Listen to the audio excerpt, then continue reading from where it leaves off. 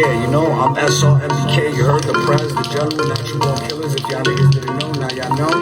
And if y'all, this is the first time seeing me, this is what I look like. You heard, the all city vertical kid, you heard? Cause you ain't gonna see nothing but Graff legends, champions, concrete, jungle barbarians on this shit, you heard? You heard?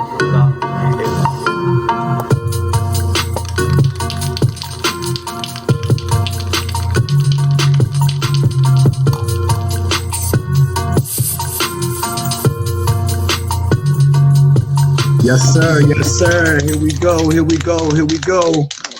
Here we go, baby. Yeah. This is the legendary FTR crew, bro. Thank you guys for coming on, bro. I want to just say before anything, I salute y'all. Y'all fucking, I'm one of y'all biggest fans, and I had to give you y'all flowers while y'all here for the contributions that y'all have made to this culture that we live.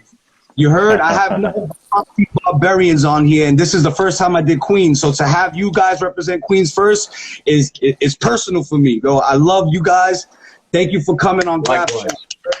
Thank you. Thank you. Thank you. Good. My man. So I'm gonna start off first with the prez / the general himself. You know, he's in the bottom right corner of my screen. I guess he's in the bottom right corner of everybody's screen, okay? So Slash, bro, you're such a fucking legendary icon from the 90s era. Like, I know personally that you don't know how much of an impact you have made because you're you. You don't know how people view you. And me as a fan, as an outsider, it's my fucking duty to tell you that this is what they do when you walk by. You heard? When you walk by, they're like, yo, that was Slash. You know what I'm saying? So the fans want to know. We're gonna start from the beginning. I want to know. We want to know. How did you get into graffiti? What's up, Ricky? Long time, man. Long time. Salute, my brother. I think I've known you for 30 years now. Yeah, yeah. I was telling you, me, Leo, you know, Rav, we was all talking about it. I was like, yo, to have these guys bless my fucking show is just so, it's personal for me. Because like I said, we know each other for 30 years. You know what I'm saying? I love y'all niggas. I tell you, I've been asked to be on some interviews, podcasts, and the like in the past. And I typically decline, you know, no beef towards anybody. But for this one, I said, all right, I got to represent for my man. He's been there for us for years. So if I'm going to do it, let me just do it for him. Bro, it's an honor, bro. It's an honor to have you, bro. This is fucking legendary. I'm telling you. So what got you into graffiti, Slash? I'm so fucking anxious to find out. Well, I thought it was a good way to pick up chicks if I wrote on their house. You know, it was a good way to break the ice and exchange numbers. You know. Nah, but in all seriousness, I guess so. When I started paying attention to graffiti back in the mid '80s, you know, grew up in the Ridgewood, Glendale area. You know, we had a lot of graff around us, but I also went to school in Corona at junior high, so there was a lot of graff in that neck of the woods, and it certainly intrigued me. And then I guess in that era, every single person had a tag. I mean, unless you didn't leave your house, you were associated with some type of crew and you had a tag. Whether you did something with it or not, you know, that's a different story. So I guess just product of the environment, as they would say, things around me through osmosis, and just, you know, wanting to kill rough time, as the crew says, got out there, started doing some things, and like many vices, it has that addictive element. And I was absolutely terrible, and Vena can definitely attest to that. The first couple of years, I was certainly the anchor if it came to anything aesthetically. So then the personal challenge to say, okay, I don't want to suck anymore, so let me just keep doing this more and more. But anyway, so the initial influence is just the times in the late 80s and what was going on, and I guess an act of rebellion and fuck you society type of shit got me into it. So how did you get the tag Slash? Because this is the thing. I always ask. I like picking graffiti writers' brains, so I'd be like, give me the list of the dopest tags ever, and Slash is always in there. Slash. And if you didn't know, you know Ravioli, my boy Rav. His first tag ever was Slasher. I didn't know that. I'm gonna have words with Mr. Skinny. We got you, man. He's gonna come through. One and two. You know, I'm not exactly sure. I went through a couple of different tags, like most people do in the beginning. I wrote my fucking name on the wall, thinking like, "Hey, let me get away with that." And then I wrote Sob, S-O-B, the son of a bitch. But there was another Sob that was bombing with Set and Cast and some cats in the adjacent neighborhood. So I wrote Sob 2 for like a month, and my boy Willie's like, "That's terrible. Change your tag." And so one dude had called me the Slasher one time when I used to play a lot of hockey, and when I get into fights, I'd cut people's eyes, and they said I slashed them. So I said, all right, that sticks. I didn't like Guns N' Roses. I was more into Slayer at the time, so it had nothing to do with the affiliation there. So that's how I guessed the tag. All right. So now you got Slash. When did you like one day say, you know what, I'm taking this serious, or from the beginning you took it serious? Because, you know, like you said, everybody had a tag. They catch tags in their school, on their block, and they never go farther than that. Yeah, so on my 16th birthday, the Interborough was closed off. Jackie Robinson, as it's known now, was closed off at the time. And we were having a keg party up there. And I promised my girlfriend at the time, I said, I hit 16, I'm going to stop writing. I promised you, no problem, it's done. So and I guess at that point, I sort of liked it more than I thought I was going to like it. And, you know, nobody goes into it with the milestones. Okay, let me write to this point. The momentum of itself takes on. But when Vena and SN and the early guys and we started branching out of the neighborhood, left the zip code for once, and exploring other areas, I guess the element of spreading out became contagious as well. So that's an infinite mindset. So at that point, we wanted to just keep pushing and pushing and pushing and pushing. And I still wanted to have a balance between what I was doing necessarily in the bombing front, as well as trying to catch up with Jerms and Echo and Giz and those cats with the piecing front. So one of my early missions was to have some type of, ongoing quality in both areas. So probably like in '92, I said, all right, I like this a lot. I'm gonna go rack a lot of fucking paint, do some sketches, and practice, and get out there. So I'm glad you practiced, because you're widely known too as most of us have like two throwies, the one we started with, and then it morphs into whatever we are today or whatever. So you're the same. You had the S that was like a shark's fin top. Yeah. That S was phenomenal.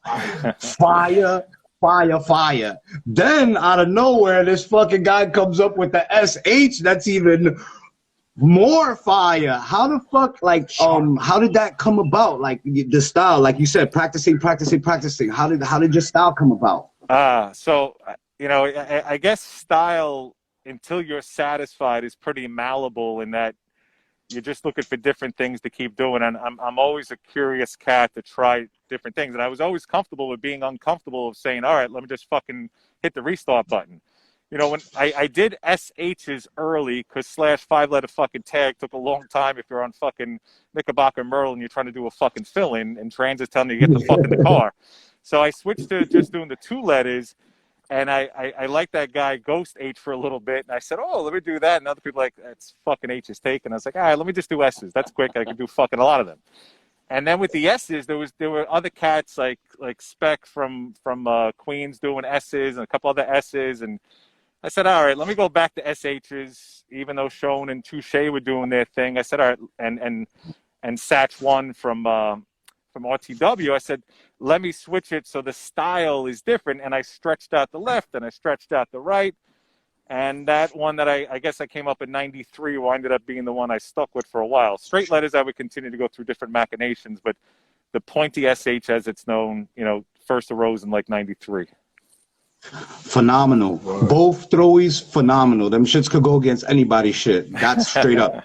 But so how did the FTR come about? How did you come up with FTR? So funny story with that. So the original crew that the guys and I had in my neck of the woods was called TZO, which was the Zooted Ones. Now, mind you, I didn't fucking smoke weed at the time.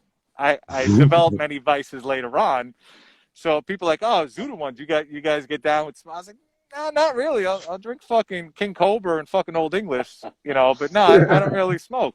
It was an old school crew that was passed on to us by one of our boys' sister's boyfriend or something. And then I wanted to get down my man SN down with the crew. He was my partner like in early 90 and 91. We were doing a lot of shit relative at the time. And the Prez at TZO had old school beef with SN. SN threw crayons at his mom, who's the crossing guard. He's like, he's not fucking getting down the crew. He's like, get the fuck out of here. He's fucking writing all over the place. He's getting down. And so he's like, nah, the fucking dude's weird. He's not down with the fucking crew. So I'm in our makeshift barbershop. My boy Cease and Sav would give haircuts on Friday night. And I was like, you know what? Fuck these motherfuckers. Let's come up with our own shit. The fucking 4 S's of us. And so we're going through like different things and wanted to have something that sounded, you know, I guess appropriate for how we were feeling. Like, all right, fuck everybody. You know, we love Fuck You All, which is FYA was a big crew and influence around our neck of the woods. So we liked the statement that had. And then eventually we said, all right, fuck the rest. And I remember that night we said, all right, let's put our stamp on everything in the neighborhood. And we fucking, you know, caught tags on top of without ragging them, but on top of everybody else that had been part of the old crew just to make a statement. So because SN's fucking weird, by default, we created a crew. So what year was that? That's early 91 or yeah, probably like 91. And then our crew of 4, my boy Tef, rest in peace, we went to junior high together. And we're playing basketball against each other one time in the CYO league, and I see him on the foul line. He's like, yo, what's going on? I was like, what's up, Chris? He goes, you right? I was like, yeah, after I get this rebound, we'll talk about this. Hold on a second. So after the game, he's like, yo, I'm writing graffiti. I heard you write graffiti. I was like, yeah, I do some shit. He's like, want to go bomb or meet my boys? So his boys were Vena and Neva and the crew from the other side of the neighborhood.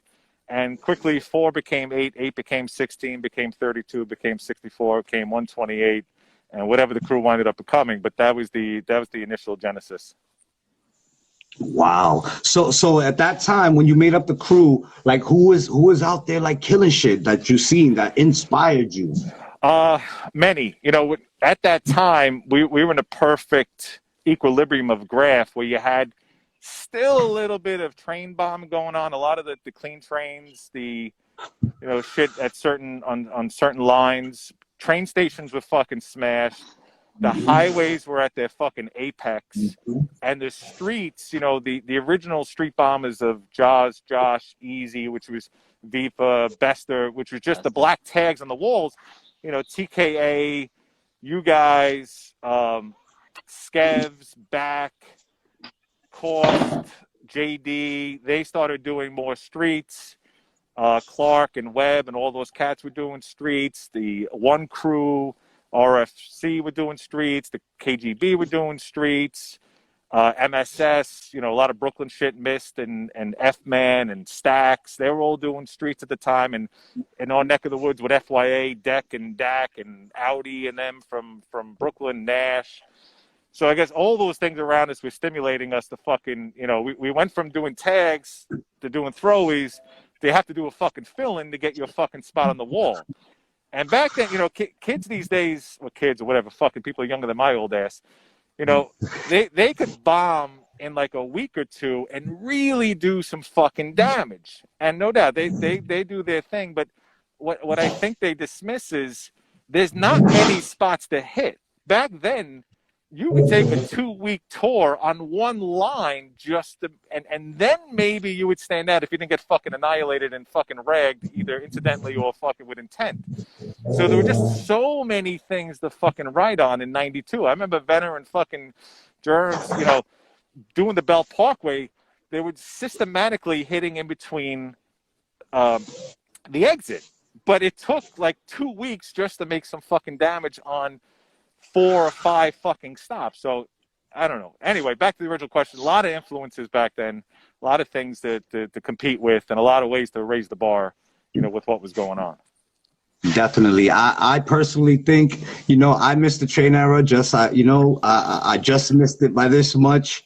And I just fucking think, even though I wasn't in the train era, that nothing could replace the 90s, bro. There was so much competition, so much street bombing. It was so much crews that was doing damage with dope styles, big fillings. You know, it was like the summer squash yellow solids, the double outlines, the like SN, and y'all was all catching the spots, the highway spots, the rooftops, and y'all would do back-to-back fillings. It was fucking awesome, bro. Like that, if we could bottle that shit up and sell it, we'd be billionaires, bro. Oh, I forgot to mention one of the fun things from the beginning and what helped us sustain. We liked fucking ultra violence. You know, that was certainly a good part of it. You know, going where you didn't know, you go into a neighborhood that you knew you had fucking beef. You know, yeah, you don't want to get fucking stopped by the cops, but you're also fucking, you don't want to get fucking wrecked in a minute by fucking 10 dudes who just fucking either fuck their girl or diss their shit the week before. So that fucking, there was a fucking high off of that. And that's, yes. You weren't just in the streets, in any club or the bars or where you hung out. It was just, you had to have like a heightened fucking state to, you know, to just fucking survive during those times, which, you know, you get a fucking good stimulus from. Yeah, so you said they came through the Ville. They came to Brownsville, they hit my block. Yo, my man Joe 21, he from Brownsville. He said y'all niggas came through his block. They hit a hot block. Like, he said you get shot at. He said you hit a very hot block where niggas get shot up at. I remember 3 train. I remember one time in Brownsville, I'm there with Vena, Nat, and Noxa. And they take me down there, you know, I think we walked Pennsylvania and then we made the fucking left. And we're catching like virgin territory. There wasn't much Graff over here. And I was like, yo, we're in the deep down part of fucking Brooklyn. Why is there no Graff over here? I was like, is there a fucking precinct? Now I'm asking all these qualifying fucking questions. They're all fucking stoned out. I just want to make sure I know the area. Like, nah, it's just a lot of bad activity on this block. What the fuck we doing here? I don't want to fucking get shot fucking riding. And they're like, you want to leave? I was like, no, we're fucking here already, so I might as well fucking do something. So, sorry for riding in the fucking building. no. It's appreciated.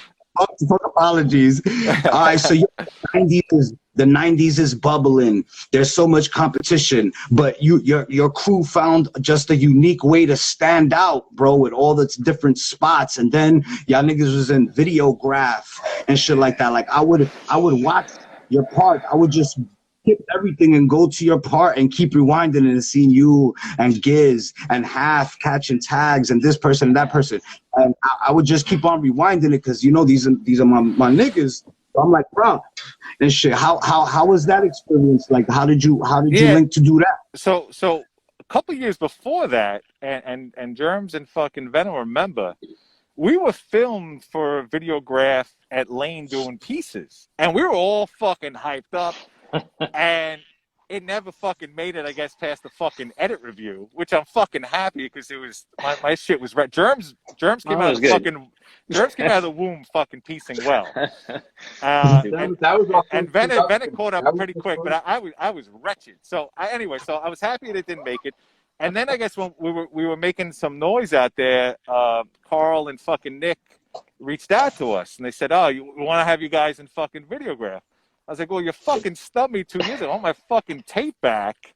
But anyway, I was like, "All right, listen, we'll do it, but on one condition." And they're like, "Oh, we'll protect your faces." I don't give a fucking shit about that. I said, we are not doing the fucking back alley of some fucking lost street in Long Island City where the fucking only the Teamsters are gonna see. I said, we're gonna fucking bomb. So don't fucking say anything about, you know, oh, I don't know about this block or this time. We're gonna bomb. Don't get in the way. Just film away. You know, this is like 94, so we don't want to waste a fucking single can on something that was only going to be fucking. I didn't have fucking too much confidence that he was going to fucking, you know, make it into the film. So I wanted to make sure I'm not wasting a fucking night or the paint. So we had some fun, and that night there was supposed to be some other people with us, but they got fucking bagged the night before. Not Graff-wise, doing some stupid shit. So they didn't make it, and my boy Half came in. He was like the fucking substitute player for somebody. He's like, I'll fucking rock. I was like, don't fucking do no films though. Please, no filming. Just fucking do some tags. Love your big tags, Half. And then I did it again with Webb and Nat, where we almost got fucking chased doing the fucking Lily spot. because they're all fucking people lined up in Lily's waiting for their fucking, you know, their turn at you know what. And they're like, don't do it. I was like, I'm fucking doing this spot, man. This is a fucking good spot. And, you know, they think I'm like the substitute dealer for the night. All these guys are coming up to, yo, you guys. I was like, yo, I'm here for something else. I'm part of the fucking Graff unit. Anyway, so that's how we did videograph and shit.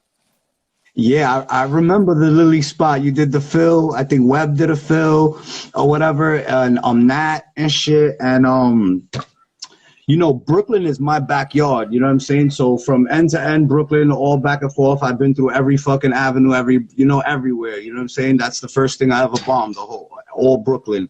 So every time I would, you know, I pride myself on that because not a lot of writers go through all the fucking crazy areas. You know, they go through the main shit that everybody bombs. I'm a street killer. I go through the fucking grit. I go everywhere, you know, and I see everything. And when I see y'all niggas up in the hoods, yo, I just be, my cheeks be hurting because I'm like, look at these niggas, son. Yo, there's niggas out here scared in their own hood to go down these blocks, and these niggas are smashing these crazy spots. Yo, I was just fucking loving it. Let me ask you this question. Just now in this time, looking back at what y'all did, are you fucking proud of your crew as a whole? Because individually everyone has their own separate name style that is incredible, and they all fucking put in work, whether y'all was together or apart, every single one of them. Well, what I'll tell you is you definitely had a fucking tag in every fucking nook and cranny of that neck of the woods, and props for that. You know, we would have tour guides when it comes to different fucking parts of Brooklyn, you know, not necessarily what to avoid as far as activity and shit, but where to get the most impact. Like my man Theme, when it came down to Greenpoint, Ash would take us around the fucking South Side. KD from Kings Highway, you know, McDonald Avenue introduced us because our side of the fucking world didn't go to that side, you know, until like late 94. So we would have ambassadors that would help us. All right, these are the spots to fucking hit. You get a lot of activity and shit, or recon. But as far as the, you know, the pride in things, you know, what I guess I respect to a certain manner, even though we don't have, I guess, the top graph writers of all time, whatever. But there's never been a year or a month where nobody was inactive. Every single year, somebody says, fuck this shit. I'm dusting off the fucking paint, and I'm doing some shit. We got some steady cats like A1s who I don't think he's ever fucking taken a fucking, you know, vacation from Graff. DG was a fucking lunatic up until his last fucking dying moment and shit. You know, Vena and JC3 fucking realizing their fucking youth. Jerms has invited to one fucking piece in 2013. It's been like Gilligan's Island ever since. You know, dude literally has more pieces than fucking guys that went all city had fill-ins. Hell up. You know, Gizmo smells fucking flat black. He fucking turns into a fucking graphic villain again. So, you know, this poet and, you know, there's just so many Cease and Pace and fucking so many guys like in the core of the crew, as well as, you know, some on the fringe. You know, Sav, who I think caught 3 tags in the 90s, decides in fucking 2012, I'm going to do this a fucking lot.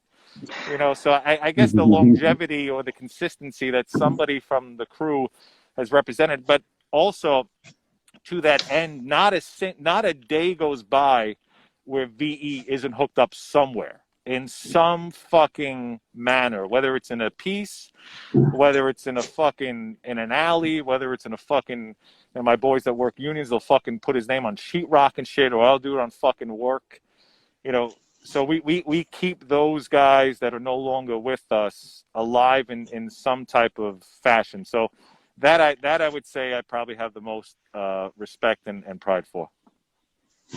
Yo, just all the names that you mentioned and all the things that y'all all have accomplished together and apart.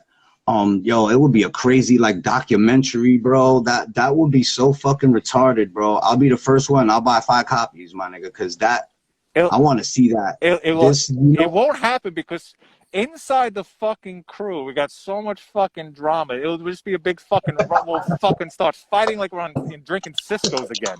You know, I don't know. We'd have to have it really organized, and people have to fucking take some. We fucking linked onto that. Don't like that. Yo, Smash, I gotta ask you this, bro, because you're one of them top-notch niggas, bro. Well, who's your top 5 favorite riders of all time? Did you lose my video? Nah, I can see you. Could you hear me? Okay, hold on. I can't see. Yeah, I could hear you. All right. Top 5 of all time? Yikes. Your favorite. Holy shit. Oh, Okay, so don't judge me on the variety. So I guess one of the top people at the list was Deck FYA. You know, that dude just knew how to fucking do it loud and proud and, not give a fuck. And I think he's underrated as well in the grand scheme of things. And then after that, Serve from TAT, FBA, I used to stare at his shit in lane and be like, oh, this fucking dude's cheating. You got the code or something. That's fucking not right. So and then Ghost, of course, which I guess that he's included in everybody's list, so I guess I get 6 because let's say Ghost is a default for everybody. And early on, Giz MC and Jerms and Vena know this because I love Giz MC shit. I mean, he's certainly not going to be fucking put up in some stylistic Hall of Fame, no disrespect, but he was just on a bridge. I'm going out there doing my fucking just shit all over the place. I respect that. He's underrated. So, Peak's up there. Peak from Vic Crew and TPA.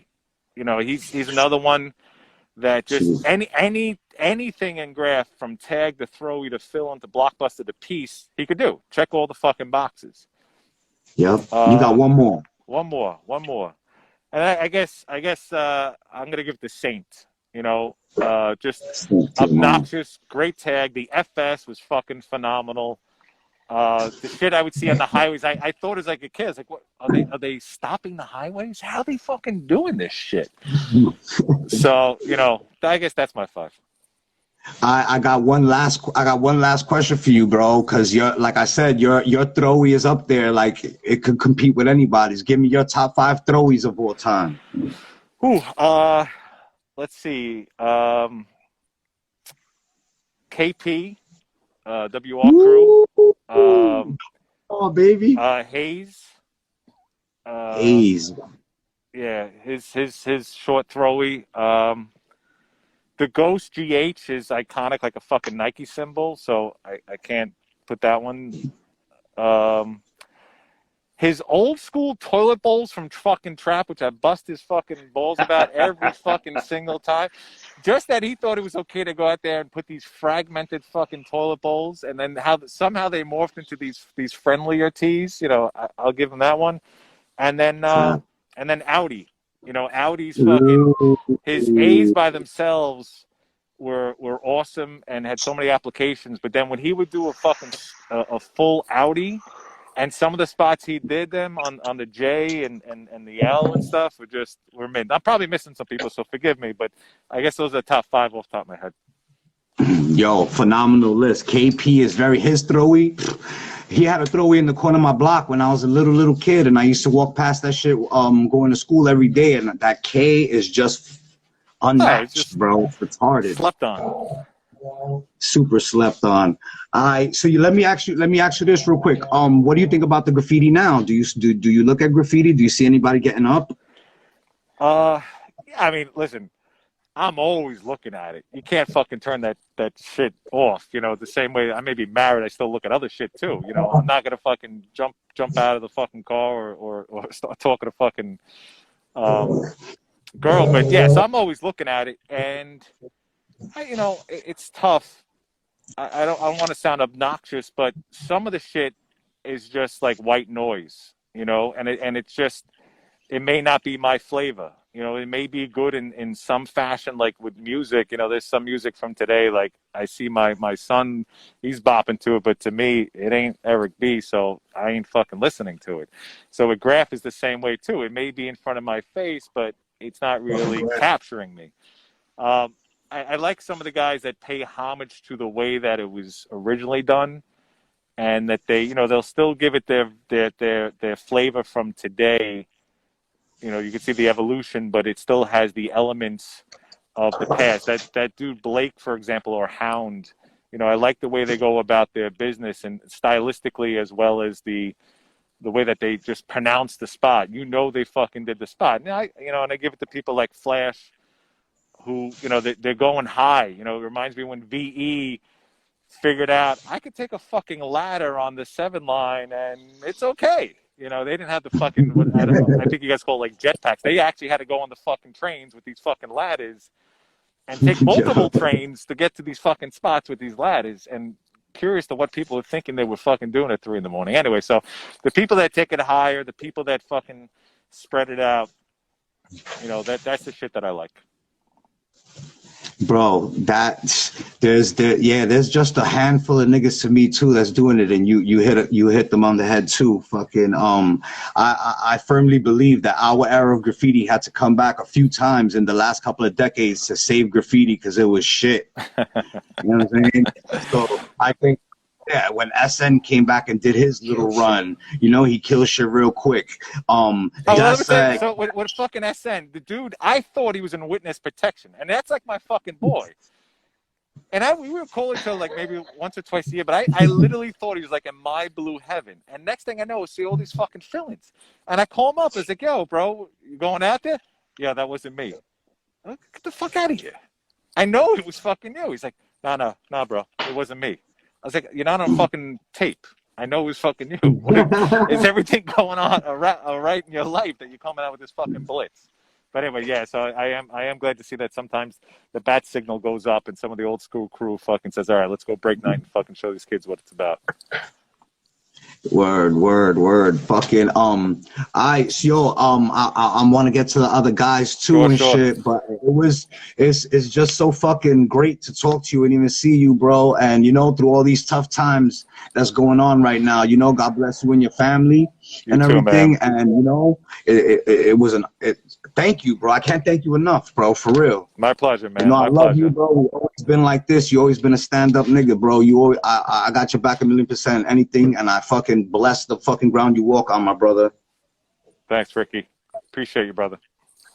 Love, my nigga Vena. I'm gonna go to Vena because Vena, when Slash was talking about style and placement and highway, while he's saying this, I'm just seeing Vena fillings just flashing all in my fucking head, bro.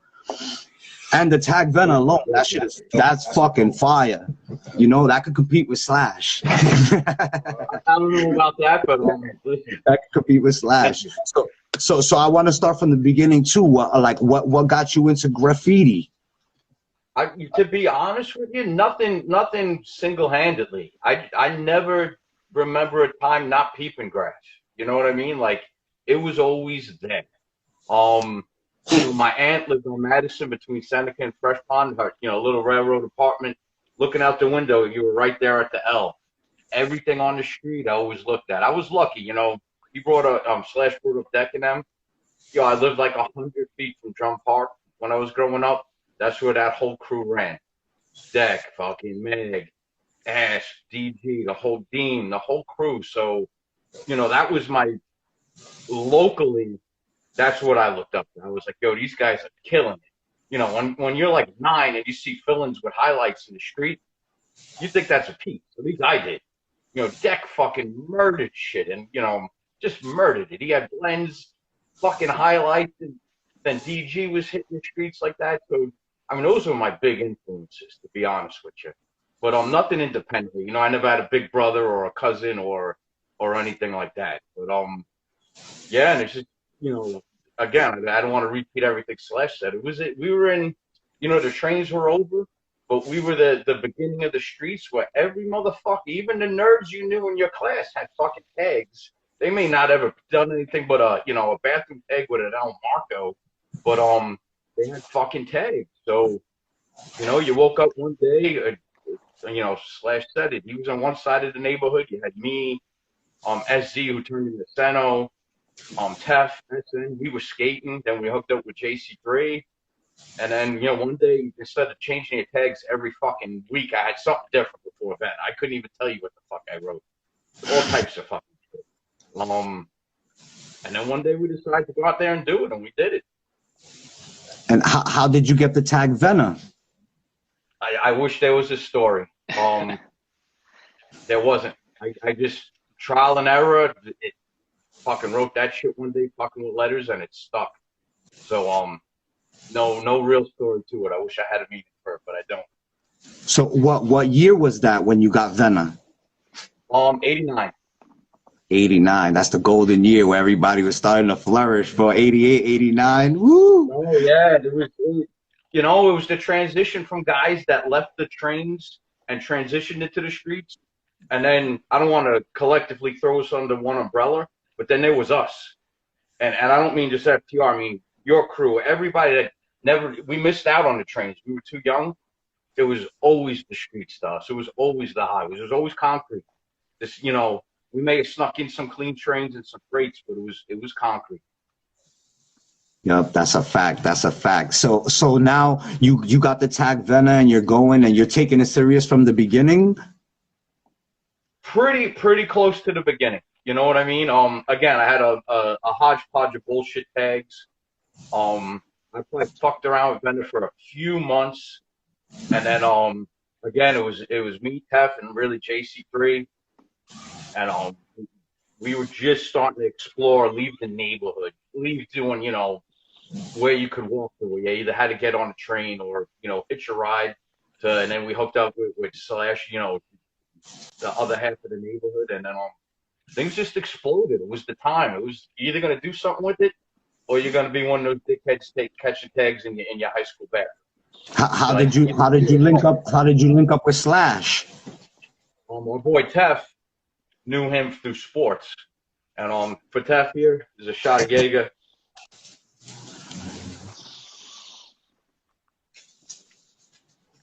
Saving that for him. That's our boy. A whole lot of other people we lost, but you can't sit here and talk about the start of FDR without him. And you got to do a shot for that crazy bastard. So all right. So now you're rocking with Slash. Now when you link up with Slash, is FTR is already formed? Yeah, he kind of already had it going on. It was things could have went a whole couple of different turns. Me and Tef had a little thing called DTD, Down to Destroy. We were also with JC3 and his brother's Meg, so we were linked up with FYA and them. So I mean, it could have turned into DTD or FYA, but listen, FYA was still they weren't really super active at the time, but they weren't just going to have us go up to Slash and the rest of the crew throw everybody down.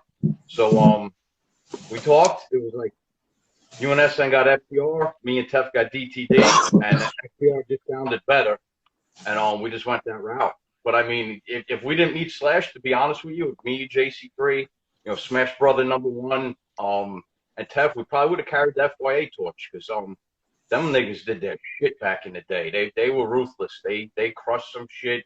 They were old school, mid-80s motherfuckers. If they weren't out writing, they were selling. If they weren't selling, they were robbing fucking stores, in cars. They were old school. Yeah, bro. Deck, bro. Watch out. Deck is gonna be on Graff Champs. You're gonna see. Watch. But he's a super big. I agree with Slash when he said he's underrated, bro. Deck is like huge underrated. The fact that there's other decks out there and those motherfuckers did their thing too, but Deck crushed shit in his time, and he had style. Like he was a guy, man. Yeah, bro. He had the throwies right under on the trains, the train stations, everything, bro. I used to be like, I want to meet this nigga, I was a little kid. I used to be like, who's Deck, bro? I think I even asked my mother one time, who's that? You know what I'm saying? Like, yo, it was mad crazy. Said Deck, KP. There was a lot of people. KA is one of my big influences too, coming up in Bushwick. KA, TKK. He was like the all-American nigga. He could do everything. Play basketball, football, baseball. He was fucking niggas up. He was writing graffiti. He had all the bitches. He was one of them niggas. You know what I'm saying? So you and JC3, y'all fucking was just ripping mad shit like freight, everything. Like I was seeing feelings everywhere. Like yo, Highways was so dope, bro. Like I hit a couple of highways here and there, you know, just because we was there, but that wasn't like my specialty or whatever. But y'all niggas, bro, feelings on highways. I used to see MedStar on highways, Fib, of course. Like Med. Yes, MedStar. Why was highways your favorite thing? Basically, that's what I'm trying to ask you. Yeah, you know what? Yes and no. I looked at highways. You know, they weren't as adventurous. The street, like you guys all talked about before, the street was the whole adventure.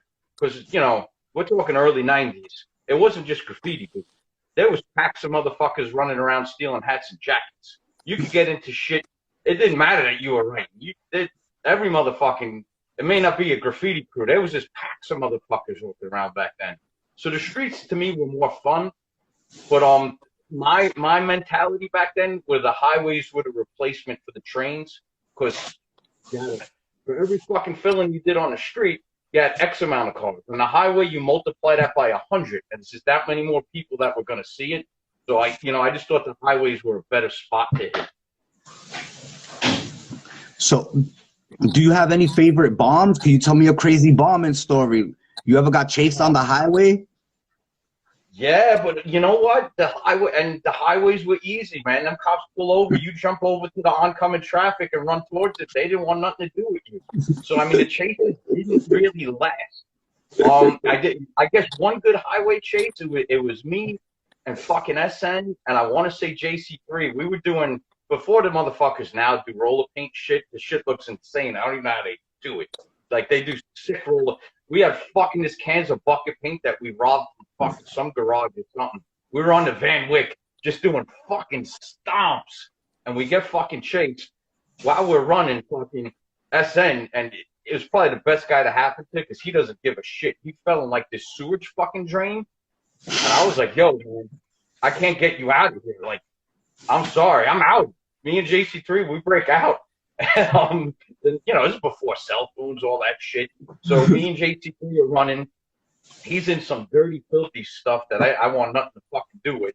And you gotta wait like the next day. You roll up to a motherfucker's, you know, their house, their parents' house. It's like, yo, you all right? He goes, yo, you left me in shit, blah, blah, blah. I was like, well, I was gonna jump in there with you, motherfucker. You didn't get arrested. That's all that counts. So I guess that, yeah, but the highways weren't too crazy as far as getting chased. If the cops don't, once you start running into traffic, this was the 90s, man. Those cops were trying to be heroes. They, you know, what they got chased? The highways were wrecked anyway. What was the point? Word, facts. Who you think was the king of the highways? Oh man, you got to give props to dudes like Fib, Duel, and that's our neck of the woods. You know, Saint. Then if you said it, Jess, and you said Med, but Med and Jess out in the Bronx, them dudes fucking rocked it, man. SP and Dash, they had a lot of highways. Those would be the killers if you ask me, man. Fib was rocking fucking stomps, man. Trapping this shit on the highway. Fib is that nigga, boy. Let me ask you a question. Did you ever see these niggas up on the highways in the like mid 80s, late 80s? Kez and Class. Yeah, that PCS crew, Kez, Class, fucking Comp rolled with them. Yeah, I've met all those cats through Jerms. They were kind of through his neck of the woods.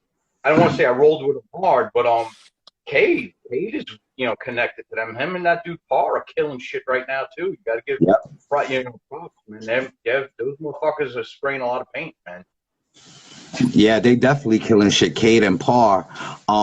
Yeah, man, because every time I bring them niggas up and shit, like in graffiti conversations, like, yo, these niggas used to kill the highways too. Niggas be like they don't know, and I'd be like, damn, son, how did you not know?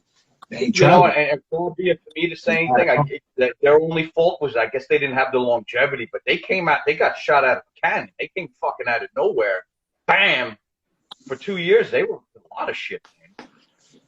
Yeah, man. Everybody has their run. You know what I'm saying? And like you said, Yeah. Cade and Parr are holding down their legacy right now. Big time. They're all over the fucking place. Who else you see right now out there? Oh man, I'm gonna sound like one of those fucking old guys, man. Half of this new shit, you know, they're doing a lot of it. I can't even fucking read it. If I can't read it, and you can't read it, you're wasting your time. Because no one else can fucking read it if you can't read it. Yep. It's sad because when we say that, they say that we hating because we old heads. It's not that we hating because we old heads. It's because y'all niggas is just trash and y'all don't take the time to practice on your style. Everybody came out toy in the beginning, but you had to practice, bro. Look at what Slash turned into. He was a toy at once. You know what I'm saying? That's crazy. Oh yeah, and listen, props to them. They're doing their thing, but you know, some of them out there, I like guys like Glare. He does some ill shit. I was talking about roller paint, that fucking Texas, that shit. I don't know how they do that with a roller, to be honest with you. So there is some ill shit out there happening, but collectively, it's junk. And you got a lot of out of towners coming up in here. You guys wouldn't have lasted a fucking minute in the '90s coming up in here and trying to write. You would have been scared. You would have never did. So, you know, go back home. Facts. That's why, you know, we need to see some fucking, you know, some new. Understand your shit. How you introduce yourself. Exactly, bro. Like it's crazy. I don't know how these young kids think and shit, and then they won't respect. Like they'll see an old school Vena, let's say, fucking, you know, faded. They come bang, filling right over you. When your shit lasted for years, and OG niggas go all around you. You know what I'm saying, to respect your shit, and here comes a new nigga, bang, and just goes right over your shit. They don't have no respect.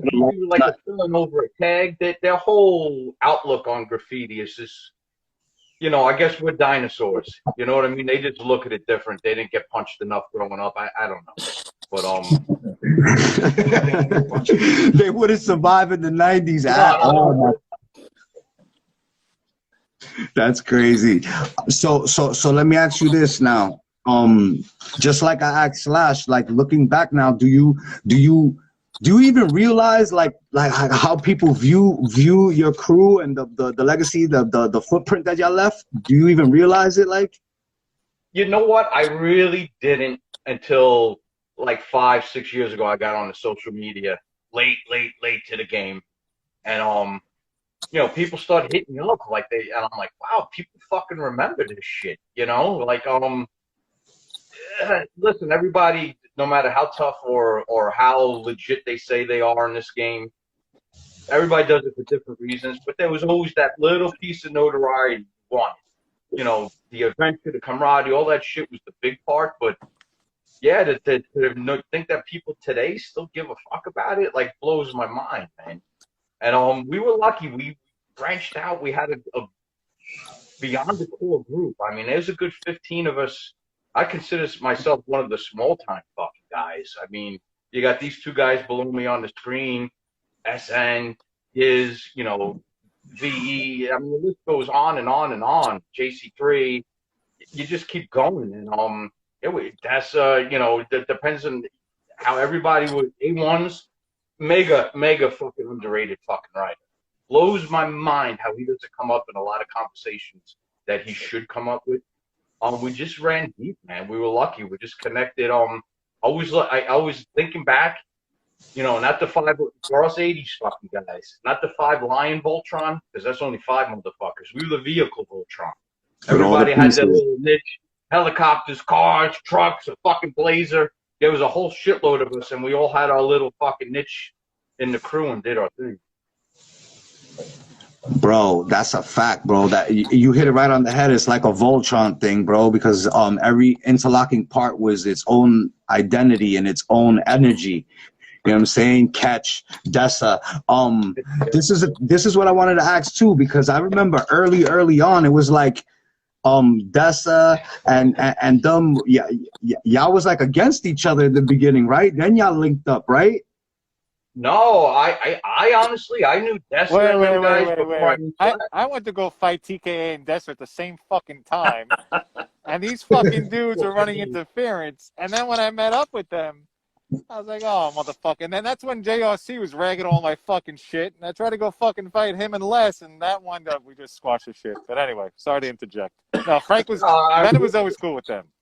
I didn't like those little Yeah, skaters. I knew them before I knew Slash. So, and props to JRC too. That dude is spraying metal left and fucking right. Left and fucking right, man. I'm happy I reconnected with him, in the last couple of years.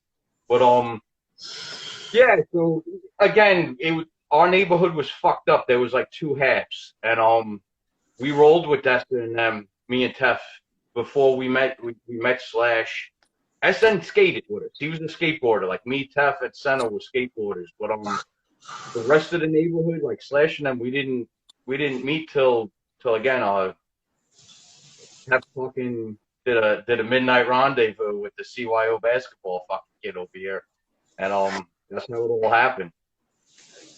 And then a huge fucking park at Forest Park, that was FTR Park, whatever you want to call it. We were, again, it was when New York was New York. Mayor Dinkins was mayor. You could do whatever the fuck you wanted. We were tapping 3 fucking cakes every Saturday night, every Friday night. Guy from Woodhaven, BW, went to school with Jerms. He brought him around, and it was one of those things. You either came around and fit in, or you came around like, I'm never fucking going there again. Those guys are fucking asshole animals. And he came around early in the mix, and there was no going back. Became one of us. Nice, yo. Jerms is like a secret weapon, bro. He's the piecing skills is retarded, but like, he's a fucking secret weapon. That's a cheat code. Wow. He's a fucking he's like the magic bullet of hip hop. Fucking real deal DJing. I'm gonna wake up one day and find out he's like an undercover sick breakdancer. The fucking guy does it all, man. Yo, bro, FTR, bro. I still, it's so legendary, bro. Y'all niggas really need to sit in a room and agree on something, because the documentary needs to be fucking told. That should be like a bestseller type shit, bro. For real, it's a fucking movie, bro. Jerms, the DJing. How did you even get into DJing? Just I don't know, early on, like rock and hip hop, and like everybody else, we had our Run DMC records, LL albums, and then we would go to Flushing. Me and my boy Gary and a couple of my friends from my neighborhood, we would go to Flushing and buy some records, and then after a while, I had a couple of crates of records. Got used. I got a shitty pair of turntables at first. And then I got a pair of used turntables, and I just I fell in love with DJing, but more so I fell in love with trying to scratch and do shit. I was bored just standing there trying to mix 2 records, and I just kept doing that a lot, and then it just grew from there. So what came first? The Graff? The Graff came first? Well, I definitely wrote Graff before I DJ'd. Not really well, we were younger. We were in middle school when we first did Graff, but we were collecting. We were starting to buy cassettes, Slick Rick cassette, and LL and stuff like that, EPMD and the Boogie Down Productions, and then it just kind of went hand in hand. Like a lot of the 45 King break records had the Sig Graff on it. I forget if it was maybe Kel that did that, but just the hip hop and Graff things interconnected in so many different ways. And I always like trying to be creative, and I'm a little OCD, so when I get into something, I have to try to, I just constantly do that. It's hard for me to branch off, so I'm just stuck on the DJ. And then as far as Graff, I just wanted to practice. I love twisting letters. That's my thing. I always was a fan of wild style pieces. Yeah, that's what I was gonna ask you. Like, who did you like? Who influenced you? Because your lettering is crazy. Well, it's switched up over time.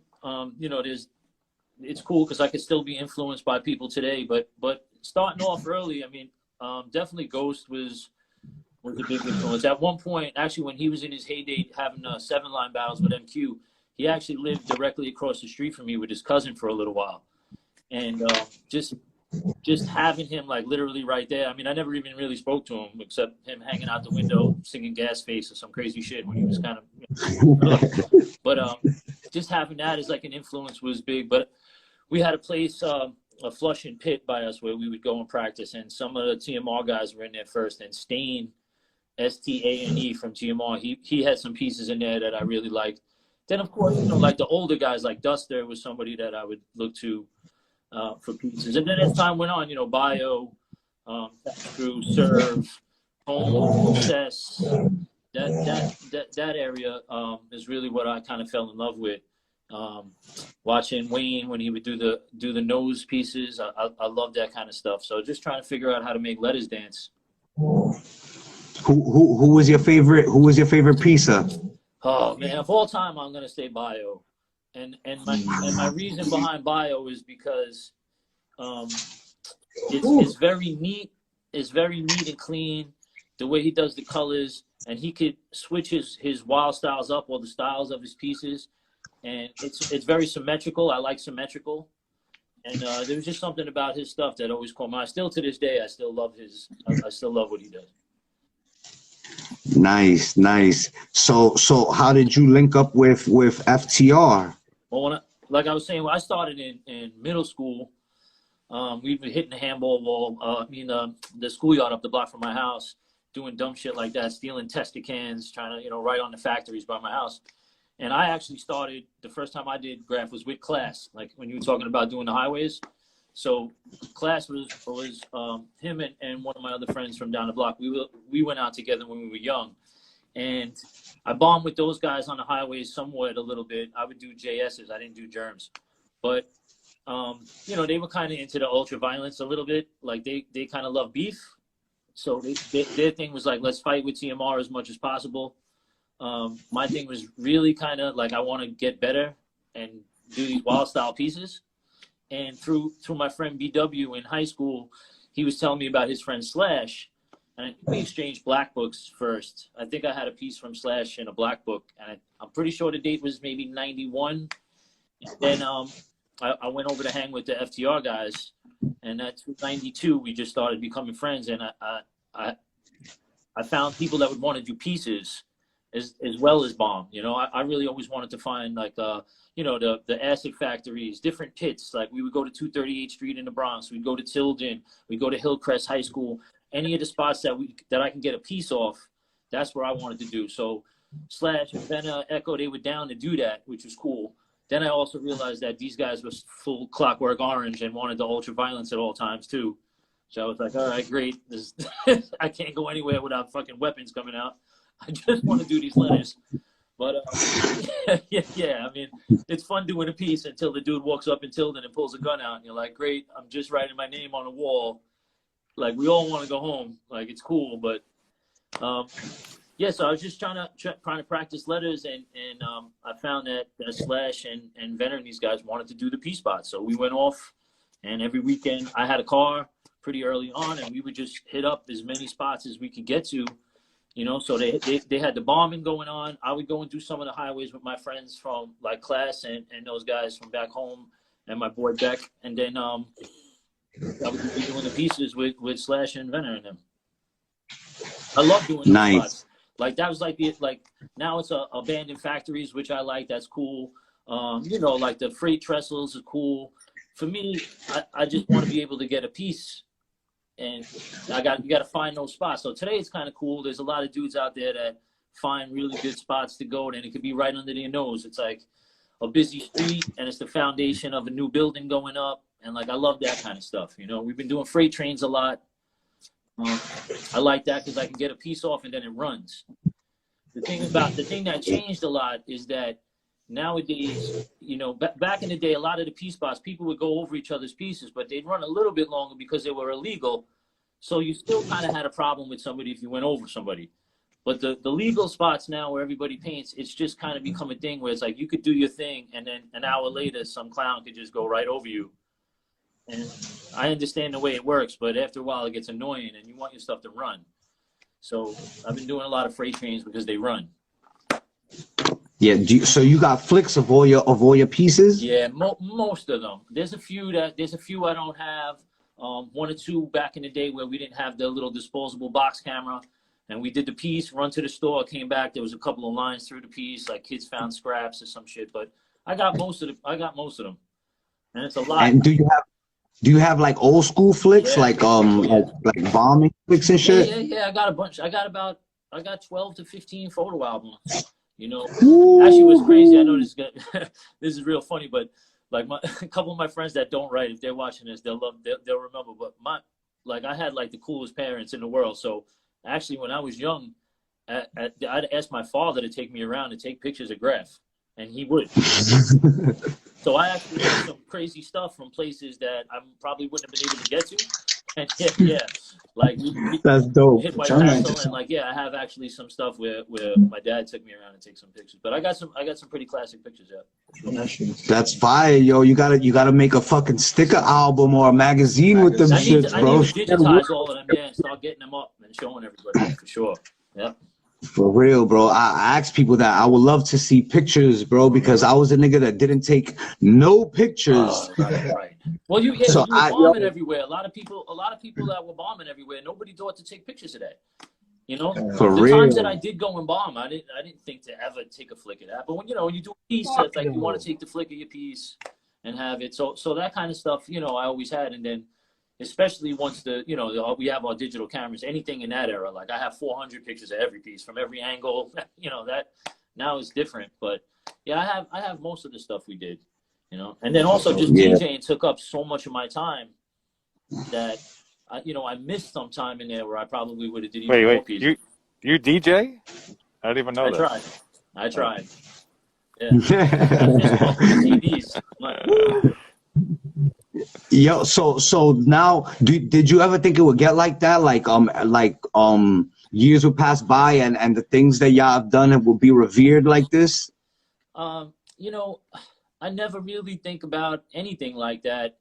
For me, still, even now, it's like I'm always just thinking about doing more and doing something better or figuring out a new thing. I sketch constantly, and I study other people's stuff, trying to see what's going on and stay up on things. And the same thing with my music. I'm just trying to put a new album together, a new project, keep my cuts sharp, learn all the new stuff, all the new techniques. And I never really think about, that's why I haven't done any kind of our own magazine, our own book, our own thing. I haven't even posted on Instagram in months. And I've done a ton of pieces just this year already, out with American Poet and these guys doing stuff. And I'm not really thinking like that now. There'll be a day when I slow down and then I want to do what you're saying, like you're saying, get everybody together, little kumbaya moment, understand for the legacy, and then maybe documentaries, books and stuff like that. Definitely. What about merch? Because you're a phenomenal artist. You plug in your merch. Like, do you do shirts, canvases for hire, whatever? Like, what do you do? I should do people more. Get that? I should do more, but I right now, I have music up everywhere. I've had that out for a long time. I have albums with tons of different artists, with like Royce the 5'9" and Dilated Peoples and KRS and Master Ace and Special Ed and just, like I've recorded with like 80 different artists. From Pharoah Monch and Common, the Black Poet, Craig G, and like that was the thing for me for a while. So I made okay money doing that. I made okay money touring for like 12 to 15 years. I DJed in like 60 something countries in like 400 cities, multiple times. So that's where the money came from, and you invest it wisely and just try to keep going with the skills and push out what I could do. I'm a little bit of a purist, traditionalist kind of guy. I still like a certain era, certain style of stuff. And although things change, I find my niche and just keep kind of, fill that void for the people like us that like that. Well, okay, so like France has a fantastic hip hop scene. Germany has a fantastic hip hop scene. The UK does, all over the world. But I love Japan. But my favorite place is I fell in love with Australia. It's beautiful. Like they got a good hip hop scene, and it's a cross between like England and California, and I love that place. And they got some incredible graph writers there. Do Mr. Basics. If you've never seen that guy's pieces, there's a guy, Mr. Basics. You go find that guy on Instagram. Like it's phenomenal shit for sure. Dope. Damn, that's dope, man. How does it feel to fucking like travel the world and do what you love, bro? Like, you know, that's like living the dream right there. Yeah, I mean, it was definitely the last thing from my mind that, you know, I would have never thought when I was practicing in my house, especially who I toured with. I mean, I toured with KRS a little bit, but the main thing is I toured with Rozelle, and I never would have thought like me and the best beatbox guy on the planet are going to do a scratching beatbox battle, and that's going to take me to small towns in Estonia, you know, that I'd be in Bulgaria doing Graff on a highway and also scratching in the club, getting paid for it, which is crazy. Yeah, kids would find me sometimes and be like, "Yo, we saw that you do Graff," and they'd have some weird foreign Graff, some weird foreign spray paint and shit. So, but it's amazing. Yeah, just you know what? To what's really cool is just like how I met the FTR guys. I met different people all over the world, and it's kind of like it's a real close community. And so now I have friends that I stay in touch with constantly all over the world, and it's a cool feeling to know that we're all on the same page and we all like the same stuff. So it's bigger than you think, but it's also still small and connected, and it's an awesome feeling to be able to do that. Definitely, I like to talk about it, but sometimes you feel like you're bragging about it, you know. But it's just like I was right place, right time, and you got to practice and have the skills. So when the opportunity comes, another DJ actually could have took the position that I had. He had a chance, and he didn't see the vision, you know, and it's like I saw that vision and had the skill to do it. And, you know, that's where and here we are. Yeah, that's dope, bro. That's dope. Like like I said, we're living this fucking culture, bro, you know, regardless of the fact, no matter what you do and shit. I feel like the mainstream ripped us off 100 million times over. They use graffiti in every fucking movie, commercial, rap. They use, you know, and they be fucking niggas over and shit. Elon I think Musk actually wants us to go paint his. You seen that? Elon Musk is asking people to go paint his Gigafactory. He said, awesome graffiti on his Gigafactory. Like, okay. For free, right? He wants to do most likely, right. Like, he'll probably pay people in Dogecoin, and they don't realize what that's really worth. Yes.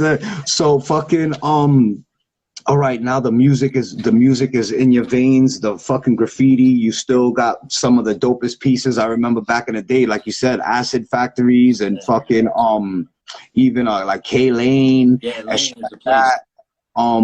Yeah, I used to see like Lumit and fucking Gaze. Yep. And Gaze and Too Ill and Swing.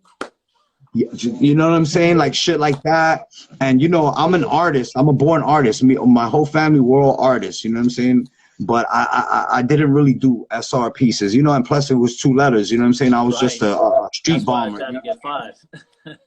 You know what I mean? So if I could do it all over, I would make a tag that says something. You know what I'm saying? That's so you how could I came up with this. You know, like originally I was writing. You know, everybody starts out, they got a bullshit 3-letter tag. You know, like that everybody else had. You know, I write Raz. You know, like it's like, yeah, okay, everybody wrote that. You know, so I was writing like I think like Nell, and then you know you're experimenting, and then finally it's like from the influence of a Ghost or a Saint, you know, or Duster, you know, or Scheme, you know, and you're like, oh damn, like I want to do a wild style. It's 3 letters ain't gonna cut it. I want to go bigger and have more. So then you start trying to find the letters you like. And then I wanted it to be a real word. And I figured somebody's gonna write Jerms with a G, so I just flipped it around, put the J, because also I knew if I did a G, I would bite everything Ghosted. So I want to save myself from not looking like an idiot and doing that. And I put the J, and then that just kind of progressed on, you know. So give me your top 5 favorite writers of all time. Your favorite writers. It's tough. I'm just gonna name some writers that come, like the first ones that influenced me for sure. We're gonna obviously Bio. That was really big to me. I know I have to do it. I have to say Ghost. I mean, Cousin Frank is just, I love what he did. Then it gets a little trickier because there's a lot of different, you know, I can't lie if I said that seeing the stuff that Scene did early on wasn't a huge influence. You know, but I can't, there's no way that I could say that wasn't a massive influence. So I'd have to put Scene, even though I like Duster's letters better. Then it gets tricky. Like, you know, there's a Serve for sure. I really love Serve stuff. Man, I mean, I could say T Kid. I could say, you know what? Yeah, I would say Scheme definitely was influence, and then I like from just in like spray can art. I believe it was like Mode 2, like some of the stuff that I think it was Mode 2 did in there that I would always watch. Arab was definitely something, you know. Like I would love his pieces, seeing that stuff. I mean, there's a variety. Then there's new era people. I'm still influenced. You know, By who? there's still people that I love that are kind of new too. Who? Give me a couple of names. Okay, and then also people that aren't new, like somebody like Bates. Like Bates is just top can two and Bates, like incredible. Dare, like people like that. Then newer guys, like when Mears came along, you know, piece-wise, like it's incredible the way he could twist letters and nail it right and do it differently every time. Like that shit is incredible to me. You know, I love what T Kid's doing now. Like what T Kid is doing now is a huge inspiration. Stuff like that. Yep. Nice. So I'm gonna ask you the harder question. Who you think got the dopest throwy? Whew. I know you're gonna hate me for this, but I love what Slash. Not the Shark one. I didn't like the Shark one. I ain't gonna lie. You didn't like the Shark? I love the SH though. The Slash's SH is so. First of all, I've seen people copy it, so that's how you know it's sick. Okay, that's how you know you got something real sick. If somebody copies your thing, sick. Yep. But it's totally different. It's just totally different. It looked like it stand out. It's like a fucking bat flying at you or some shit. I don't know. It's just like I love what he did. And then as far as throwies, you know, I like KAs. I like I really like what Duel did, because Duel would also rock he'd do the highways. He would do straight letters, different types of straight letters. He'd do TikTok, but the Duel throwy, just his simple throwy, him and Scene both had a dope classic throwy style. I like you know, not just because he's gonna be in here too, but like Giz for Impact. You know, it's just simple, it's neat, it's symmetrical, and boom, there it is. You know, tag wise, there's a bunch of different guys that I loved, from, you know, Trap and Besta and Easy. I just love straight, simple, and symmetrical. I love that. Yeah, me too. I mean, that's kind of, if you see my stuff, I kind of write like that a lot. Like I don't go too crazy. You know, there's like the dudes that do the Philly tag style where it's super stretched and crazy. Like it's dope, but that's not how, you know. I think sometimes people get a little too extra with it. Like your SR, right? Your SR tag. Like I could read it and it's dope and it's a style, but it's not carried away. It's like hip hop. If Ed Boom's still in here, he'll understand when somebody produces a hip hop song, right? You look at some of the greatest songs of all time. It's not overproduced. It's a kick and a snare, a drum, you know, a couple of drums, a couple of samples, a cut. Now these new dudes is all in there on their keyboard, like just trying to be Liberace on the keyboard, playing 85 layers, and it's still not as good as Sucker MCs, and that's a couple of drum sounds from a drum machine. So you know, less is more. I like the less is more sometimes too. Facts. I'm stuck in the 90s too when it comes to the music, man, because a lot of this shit that's out right now, to be honest, I don't even give it a chance, because I want to hear some rapid, you know what I'm saying? I want to hear some Raekwon type shit, some Nas type shit. Right. You know what the trick is? The thing that changed is that everyone can do it, right? So when we were first doing records and recording, we were, you know, most people couldn't even afford a sampler or a drum machine. You know, when we got the S950, it's expensive, those kind of things. And then you pay for studio time. The sessions were expensive. Then you'd have to, if you're going to press up a record, you pay for that. And it was expensive. So you're 10, 15 grand in the hole trying to put out a record. And then you don't even know where that's going to go. Then you got to pay for promotion, mail it out to people. So today you could have a laptop or shit. You could do it on your phone. You can make a song. Everyone could do it. I mean, it's not that hard to make a beat. They sell sample packs with the fucking drums and the samples in it already. You put it in your thing, you hit a button, it makes the damn beat for you. And then like, who can't rap? I mean, not to say who, you know, I mean, anybody could kind of rap, and then you just email it out, or you get it, you know, you throw it up and it's on Spotify. So what happens now is that there used to be 25 people in the marathon. Now there's 25 million people in the marathon. So there's a lot of good stuff. There's tons of good stuff. There's shows and some of my friends that DJ that play some incredible stuff. But if you knew what they go through to find that small, like I'm in a group that we get emails of all the new stuff, right? So I'll get gigs worth of songs every week. It's like 800 songs a week. And that's just this kind of the stuff we like. I'm not even talking about radio stuff. So then I have to go through that and find the 25 that I like out of that. So it's just really difficult to find it. It's like a lot on us where it could be a full-time job. There's stuff that's out there though. You know, there's some real sick stuff, but it's definitely way harder to find it, and it gets lost in the mix. You know, that's a fact. And then since everyone's doing it, you know, and they don't cover our stuff. You see all the big hip hop websites, they don't cover Graff.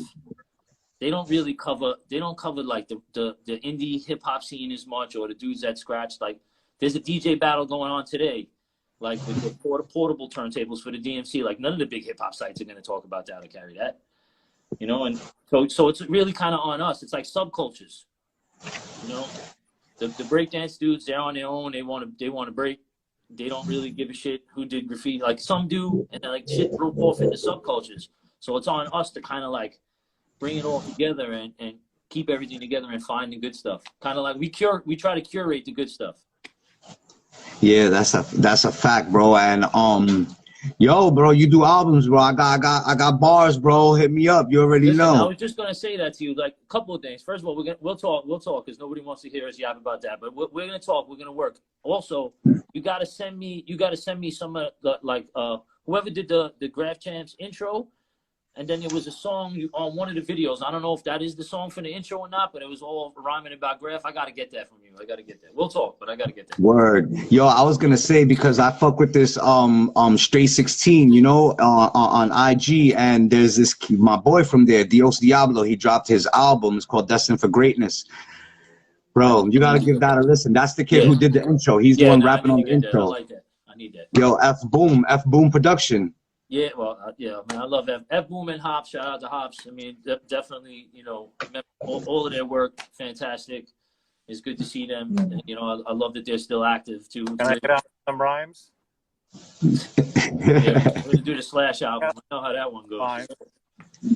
Yo, hold on one second. Vena, I'm sorry, I forgot to ask you, who's your top 5 favorite writers of all time? Oh fuck, man. You know what? To even classify 5, It's tough. fuck that. I probably have the 5 train guys, the 5 in my crew, and then the 5 non-crew. I'm trained. T-Kid scene, everybody mentioned scene. Listen, anybody our age, if you didn't look at Subway art and spray can art and not be inspired by that, then you're out your fucking mind.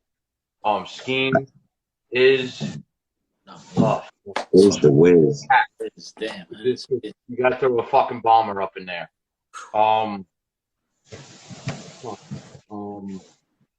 Just all around motherfuckers. Listen, JA's fucking Godzilla. I don't care what you say.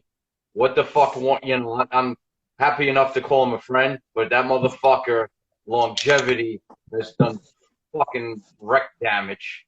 Kes 5.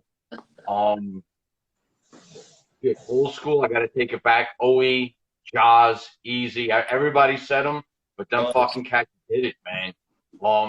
Jaws, Easy, OE, looking at them in the streets, that's how that's one of the things I looked at and wanted to do.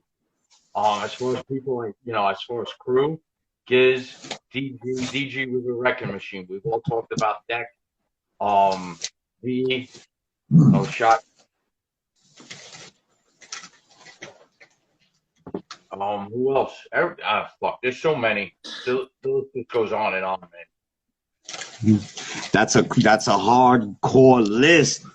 Yo, OE is one of my favorite niggas too. His throwy was just so crazy. Yo, when I was real little, like everybody else, I thought it was OS.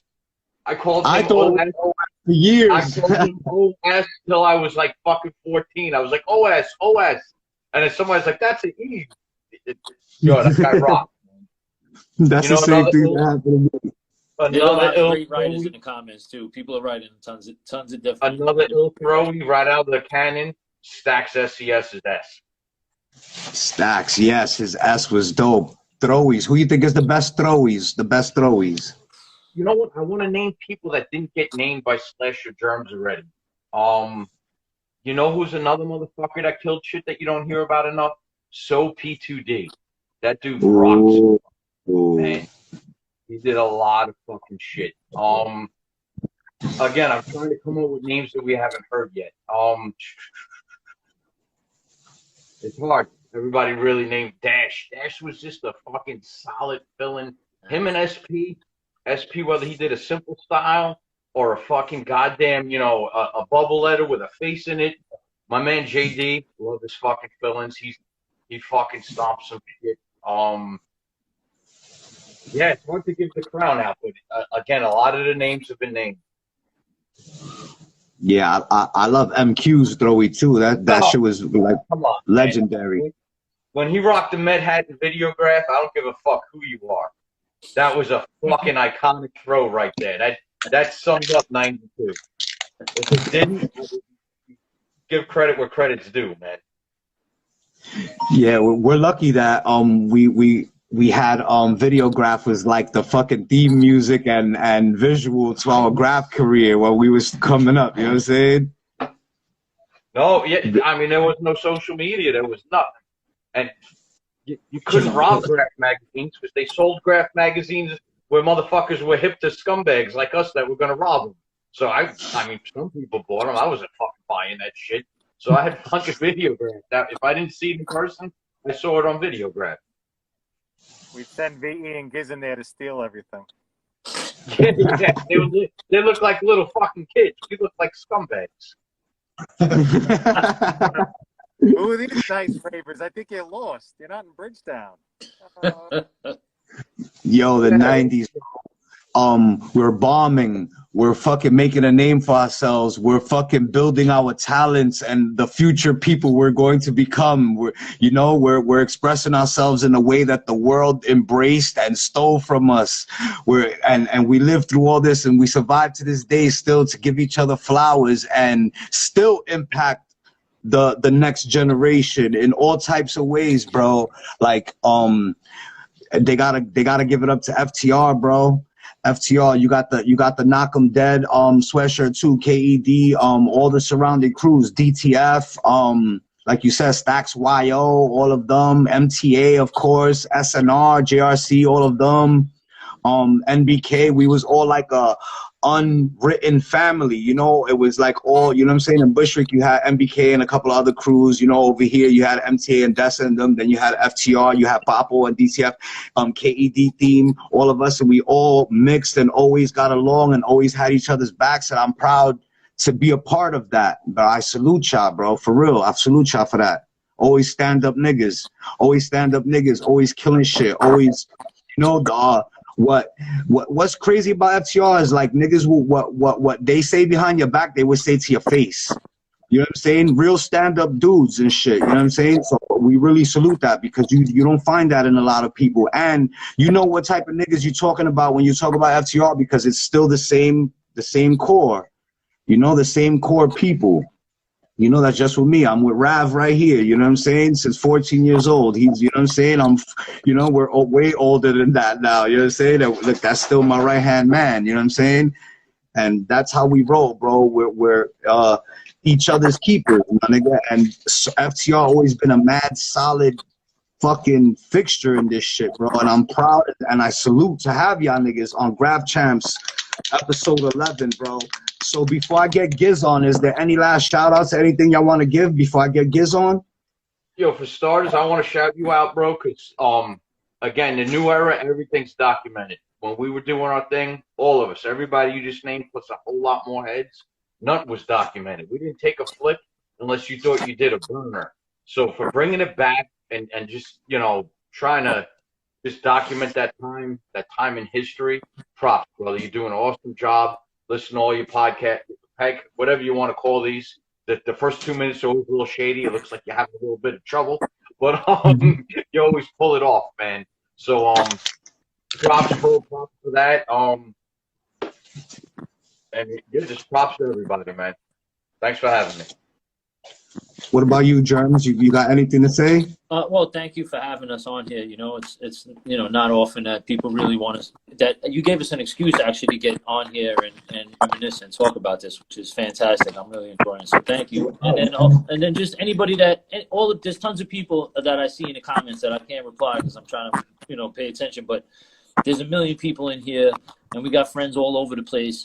And anybody that knows us, they know what kind of people we are, and that's why we have so many friends behind us. So I just want to say thank you to everybody, and we're going to continue. We'll all remain friends and keep doing what we do forever.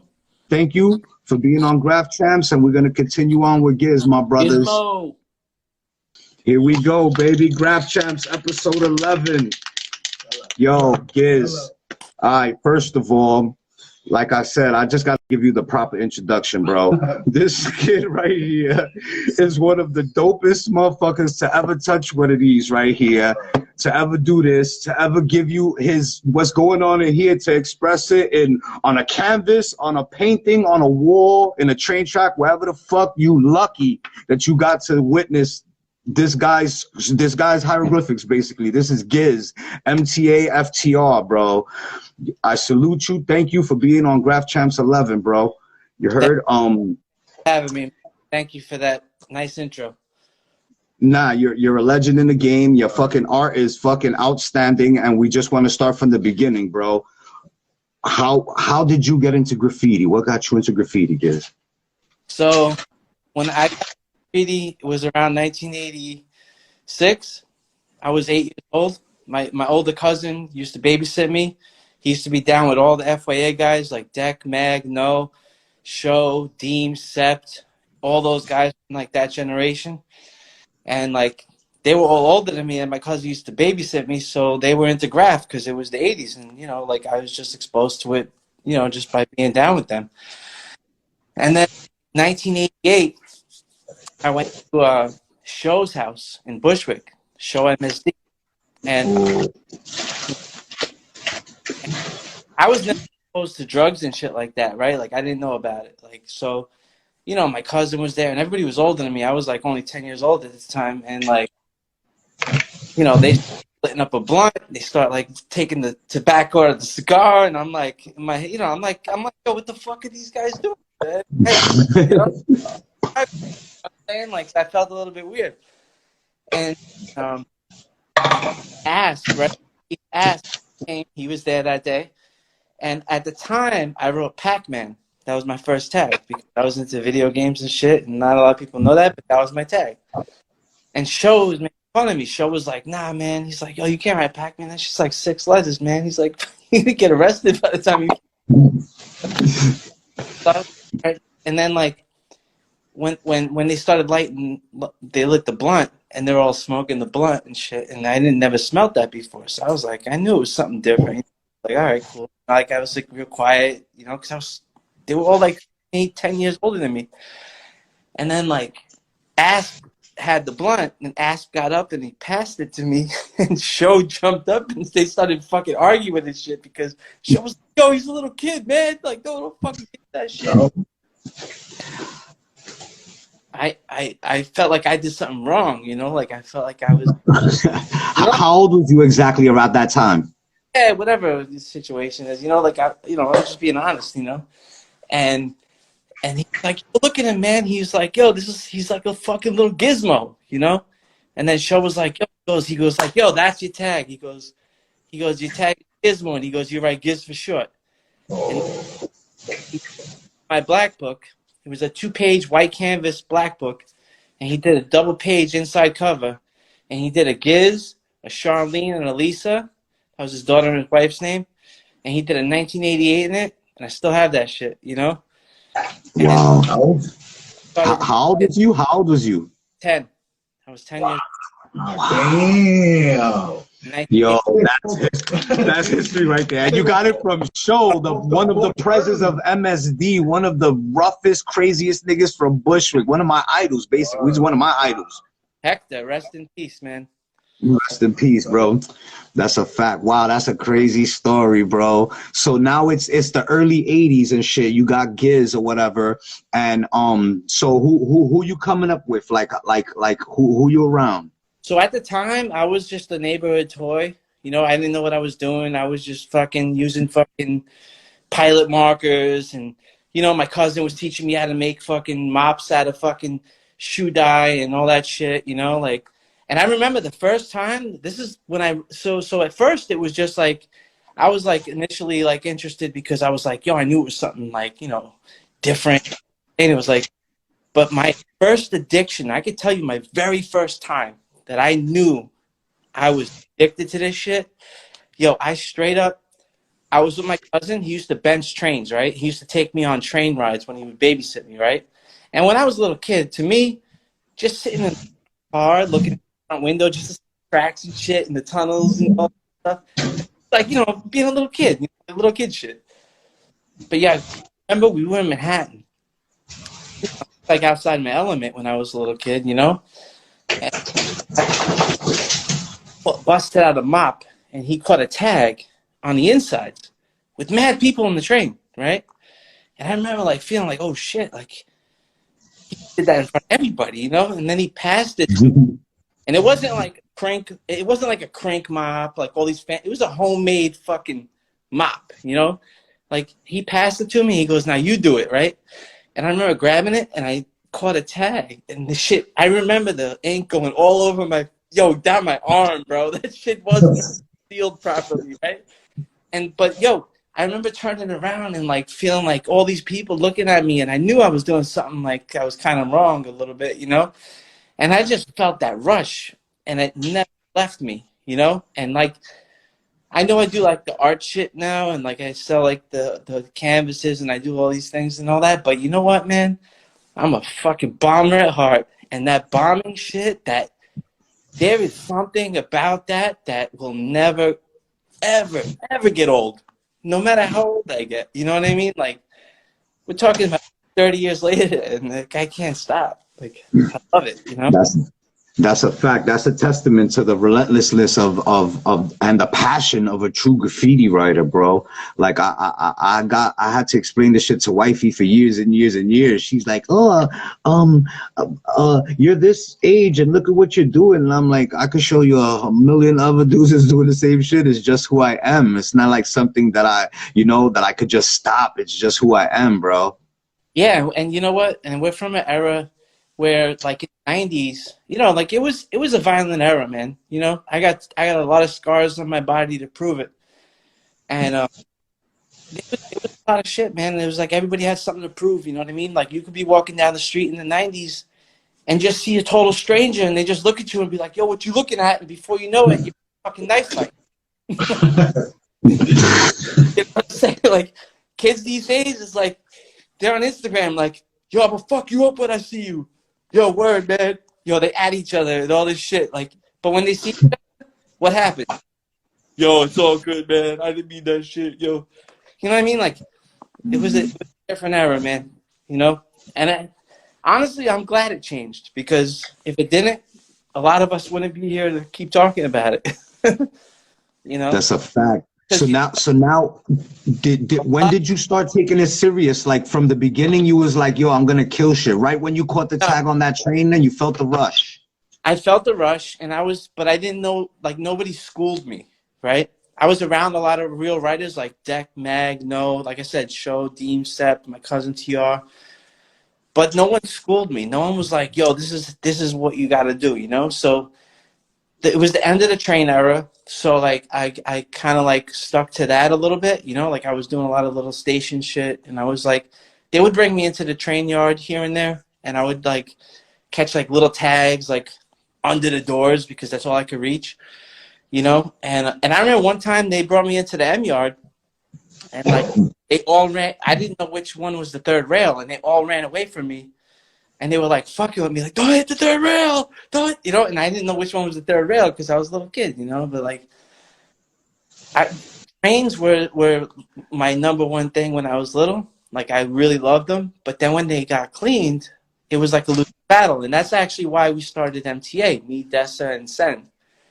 because writing on clean trains a lot when they cleaned them, and we kept writing "fuck the MTA," and then we just started MTA turned into a crew, and then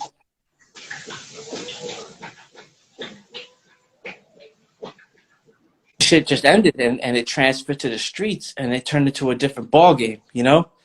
And it was like a whole different environment, because going to the trains, you know, like you're risking getting into trouble and all that shit, but when you go on the streets, man, you had like I heard some of the guys before talking about,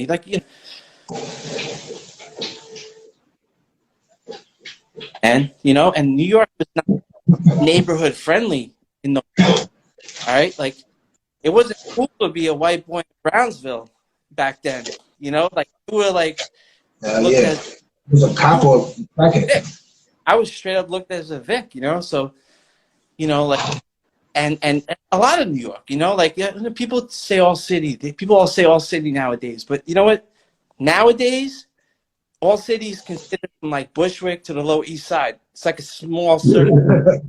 All right. When I was little, all city was a fucking 5-borough thing, man. You know, like it was a bigger, and we didn't have cars. You know, we took the trains. Me, V, and SN, we took the trains everywhere, man. And like these guys, like Slash, I think was saying, like we didn't have those jetpacks. We were bringing 25-foot ladders on the train, like different transfer trains. The fucking ladder, man. People were like, "The fuck are these assholes doing, man? These fucking idiots," you know. But that's the way it was, you know. It was nothing that we planned on. It just turned into the way it turned into, you know. I don't know. What about the spots when y'all went on the rampage, hitting all the spots with the back-to-back fill-ins? Was that strategic or was just random? Like, we ended up here, so we're gonna hit this. Was it mapped out? So initially, we would just go out and we would just do our shit, right? Like, there's like that video, I think it's out there, that Ink Sonic from Bad Crew, they videotaped us doing some stuff in Greenpoint. It's funny, we got arrested that night, right? But you could see we were all just like random out there, we were all just like doing fill-ins and shit, right? Because, you know, it was different. Like, you know, people would tag and do shit like that and throw ups, but not turned it like New York got so bombed so fast that we had to, like, because people always tell me like that I always did my fill-ins like solid, and the reason that I started doing my fill-ins solid was this guy Jet. I used to go upstate with my parents on the weekends, right? They had a house upstate, and this guy Jest, J-E-S-T, from TVT Crew in the Bronx, like him, he had shit on highways so solid. They looked like they were crispy and so like solid filled in, solid crisp outline. And I remember, like, you know, back in the 90s, you had like a fucking regular analog camera, man. And I used to like try to take pictures from the car of his shit, you know, because I was like, yo, that shit is so solid. And it would get me open, you know. And that, and Catch too. Catch was a lot. I was like, we gotta do a solid, man. And they were like, nah, because at first they were like, they didn't like it because it took longer, you know, like we didn't have those fucking hardcore fat caps that everybody got these days. It was, you know, orange middles that you modified, you know what I mean? Like you try to make them like better and stuff like that, you know.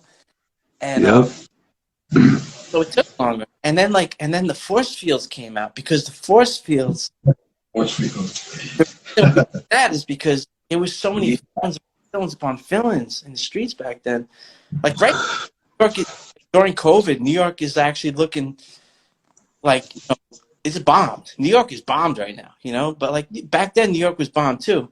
So it was a different type of bombed. But we used to have to do our force fields to like separate from the background wall, you know, like whatever was behind it, you know, because the walls were so tagged upon tagged, and, you know, throwies and this and that, and the force separated it. Word. I adapted that. I saw JD and JA doing that first, and when I saw them doing it, I was like, that got me open. I was like, that shit separates the shit from the rest, you know, and it takes longer, you know, so it's like, It was good.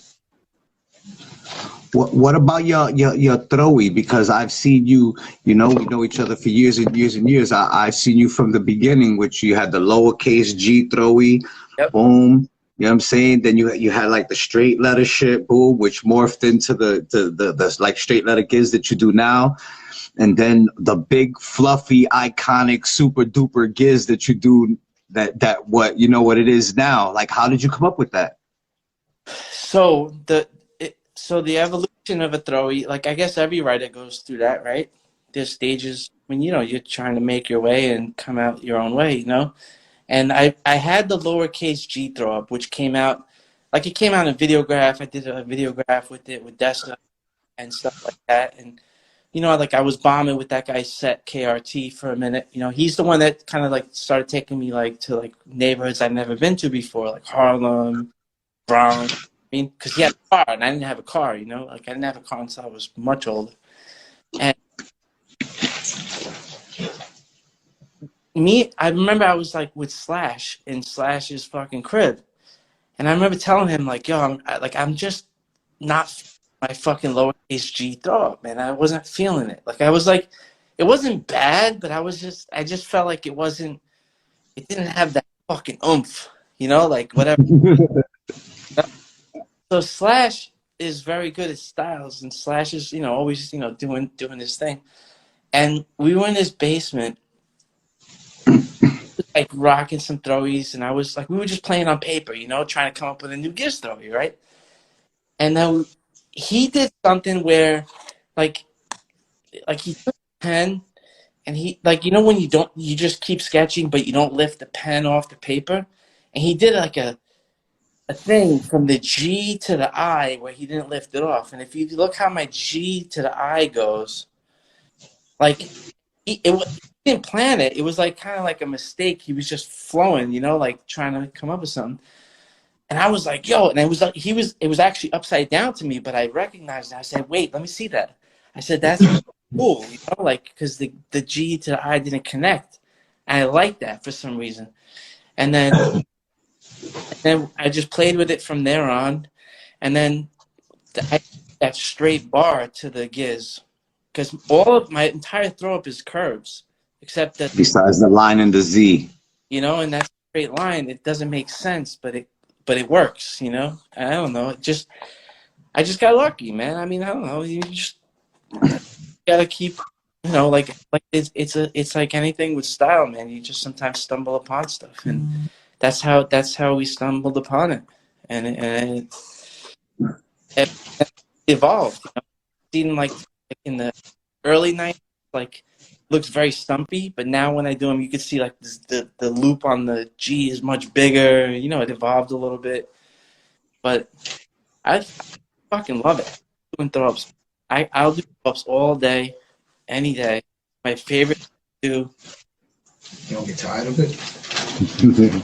Piece or anything that like compromises, like, or competes, I should say, with doing a fucking throw up or a filling.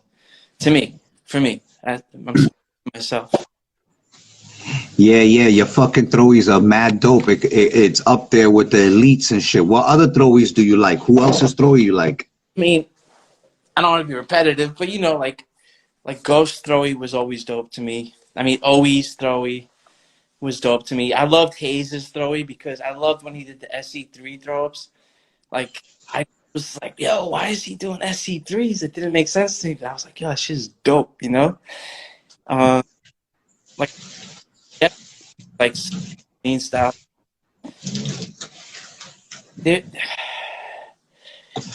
Love is and in. Yeah, in too. A lot of people underestimate in. But in got it.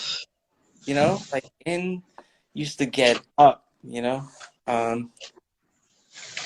class, and I hate to say them, but because like some of my friends, so I don't want to sound partial, but like Jay's throw up is so iconic to me too, like we became friends, but like even before I knew him, I mean, like he was doing the boot and apples, and I, like, my boy Dessa, like he put me onto the Bootin' Apples. He was like, yeah, just check this dude out, you know, because Dessa too. Dessa evolved so dope. Dessa's throwy and Dessa top. I know you're gonna ask me, so I'm gonna say it. Dessa's in my top 5. One of my best friends, and he's in my top fucking 5. Yo, you can go places in New York City, and not only will you see a fucking Dessa fill-in, you'll see a Dessa throw-up, a Dessa market tag, a Dessa fucking whiteout tag. Yo, all in the same spot. And you know they were all done at different times because he's got, like DG would say, he's got a sick need. You know, like he's got a sick need and he just can't stop, you know? But it's true, you know?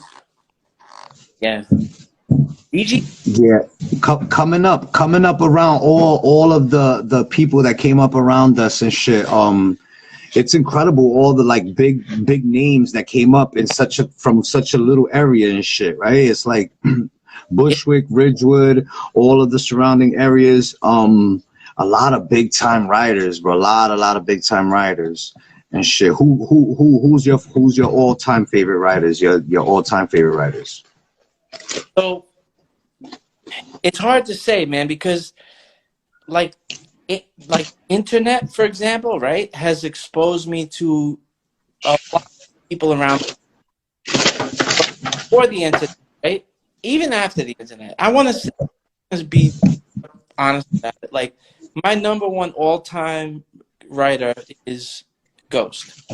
Because I grew up, you know, like with the people, the MSD, the F1 crew, like SDS crew, those dudes, you know, like NW painting. I painted that style like them for a long time, man. And I don't remember where it was where I saw the first Ghost piece. And you know, Ghost's style is mad fluid, right? Like he's not like a conventional writer. His style is so different, you know, because it's all curvy, drippy, and you know, remember it moved so deep. And it was around, yo, my man.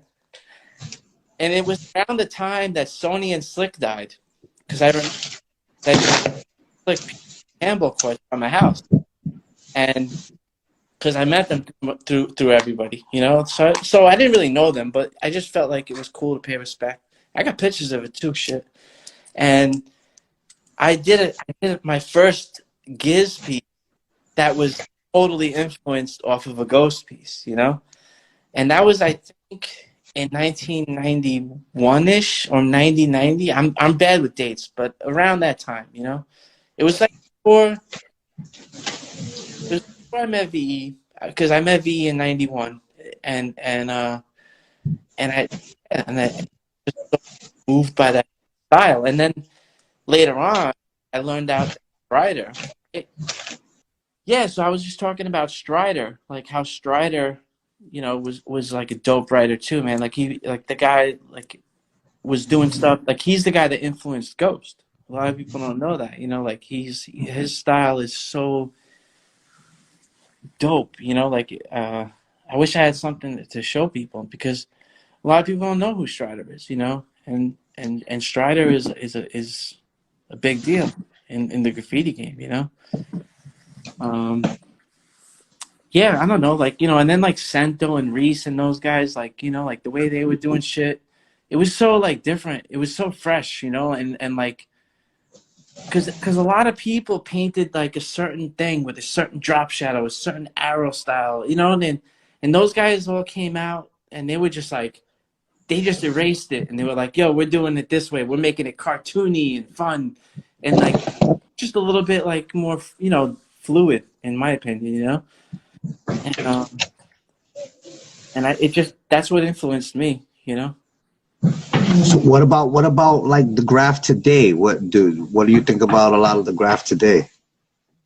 There's a lot of Graff right now, man. I mean, the last year, everybody knows New York City got fucking stomped by people that I've never heard of, you know. And not taken away from them, like, you know, everybody starts out and does their thing, but like it's crazy, you know, like the way I love it. I love seeing like all the new graffiti, you know. I don't hate on Do you see anybody, but anybody? Who do you see getting up, like, from the new niggas?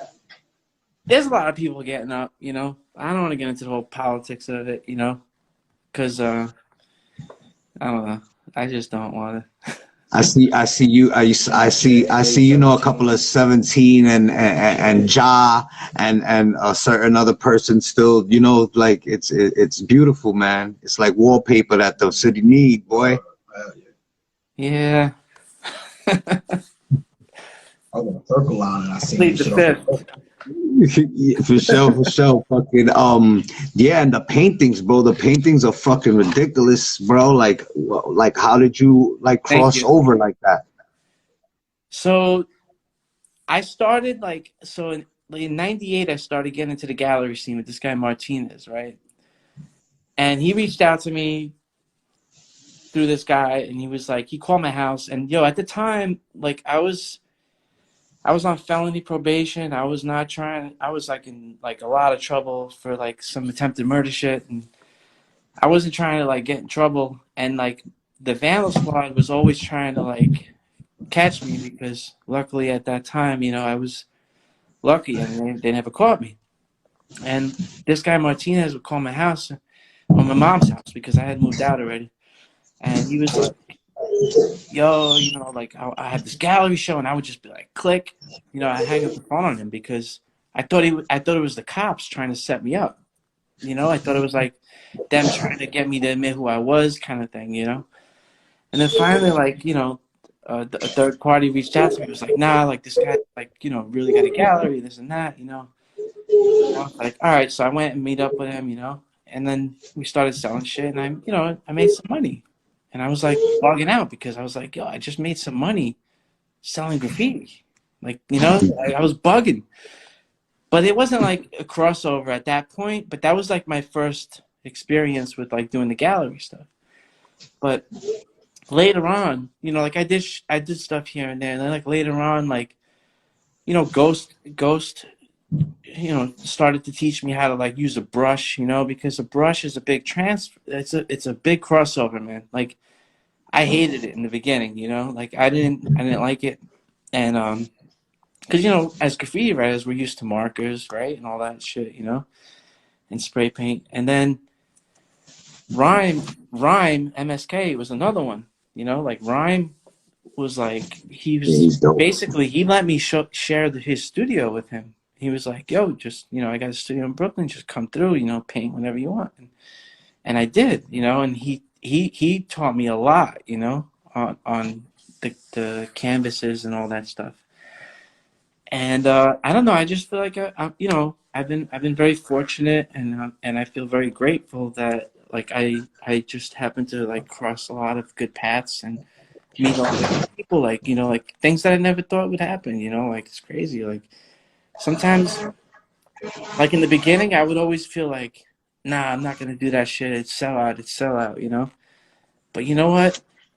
Fuck it, man. I mean, I still do the real deal. So I'm like, I'm not really selling out. I'm just making money off of being that, you know. Like I'm still gonna go out there and do what I do, you know, because I love it. I fucking love it. I love it so much, man. It's like all like, yo, my mom's dying right now, like, but you know, like I go out there and that's the only time I forget about that shit. Not forget about it, but like I feel better. Like it's like therapy to me, you know. And it always will be, you know. And I'll always put up my boys that died, you know. So For sure, man. Rest in peace to all the fallen soldiers, bro. yeah, It's a lot. There's a lot. Come a long way, a long way. And since this is like an FTR interview too, so it's like all of us, man, the FTR guys, we lost a lot of fucking friends, man. A lot, man. Like a lot. You know, it's crazy. You know, like I mean, even like look at Aspen Zexor, man. That's a father and son, man. I remember when Zexor was born. You know, and Aspen said like, "Yo, I'm having a kid." All right, like, oh shit. You know, it's like they're both gone. You know, VE's daughter was born like the week he died. You know, like DG. You know, I was the last person to be with DG before he passed away. I dropped him off at the train station. 2 hours later, Elo called me, he's dead. My brother exists, you know? I mean, no, the list is huge, man. It's tough. Like, we lost a lot of friends, man. I don't know. I don't want to get negative on this. My bad. I'm just reminiscing. Nah, it's good, man. You know, they have to be talked about and remembered, because these are all, you know, fallen soldiers, man. Rest in peace to all of them. You know, like you said, your brother exists, bro. That was another one too, bro. Like, it's crazy, man. You could be here one day and not the next and shit. That's what the show is about, to give people flowers while they're here, bro. We salute you for everything that you have done for the Graff culture, you know what I'm saying? And the streets want to know your story and shit. So that's why I thank you for coming on and all of that and shit. So now you're in the art world. And you, how did you run in with Ghost? How did that happen, that you and Ghost, like, So became? so the reason I met Ghost was through DG. So DG was living in Staten Island for a minute, because, you know, he's from the hood, and then he moved to Staten Island. He was living out there, so I go visit him.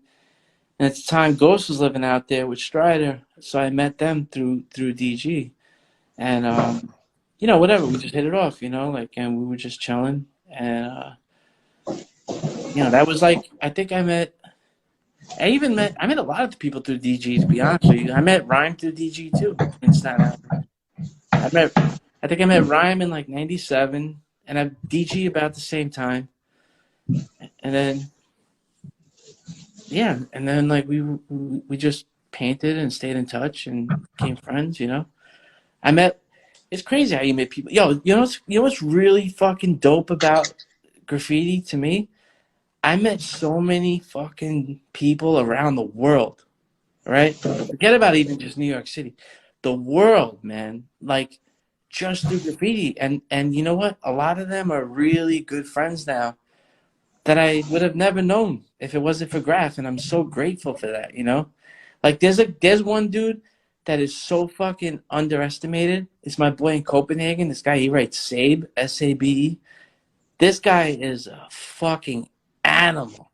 Retarded. I mean, the trains and the style that he does. And I met him through Ghost, you know? Because Ghost was like, he was living out there for a minute, and he was like, yeah, he's like, I met this guy Sabe. He's fucking ill. And at first I saw it and I was like, yeah, that's like so different. I wasn't used to that style.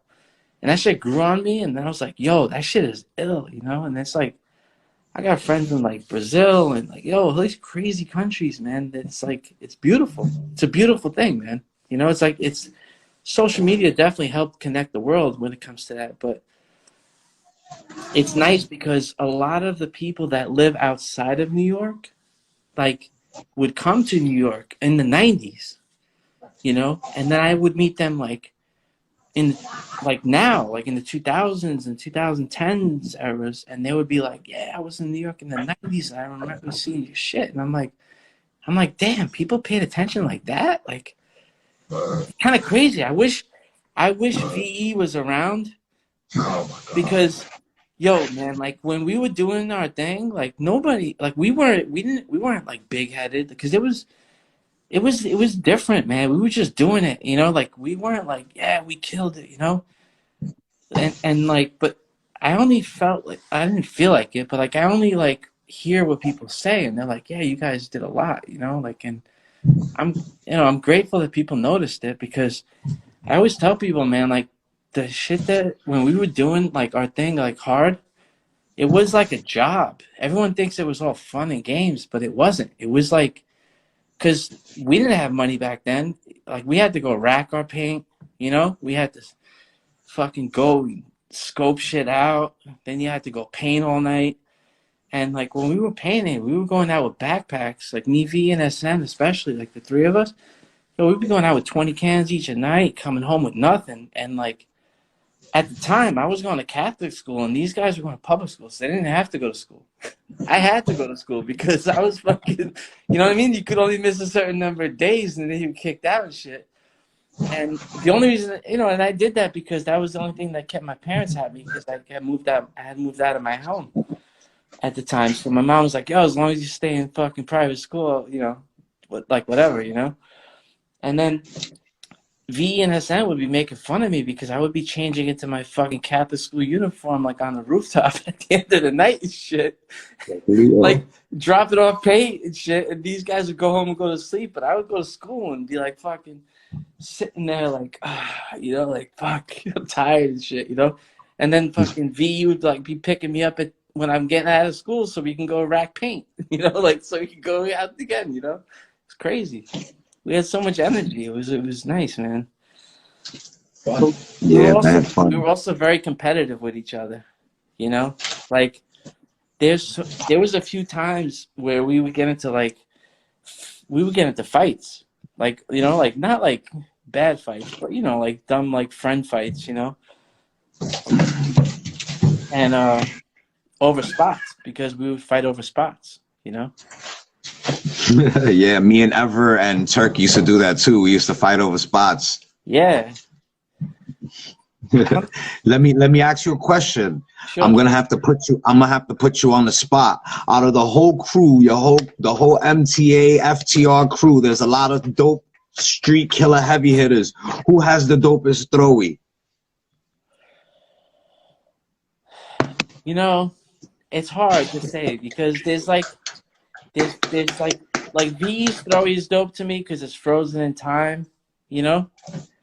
Dessa's throwy, like his latest throwies, are so dope because they're so raw and graffiti.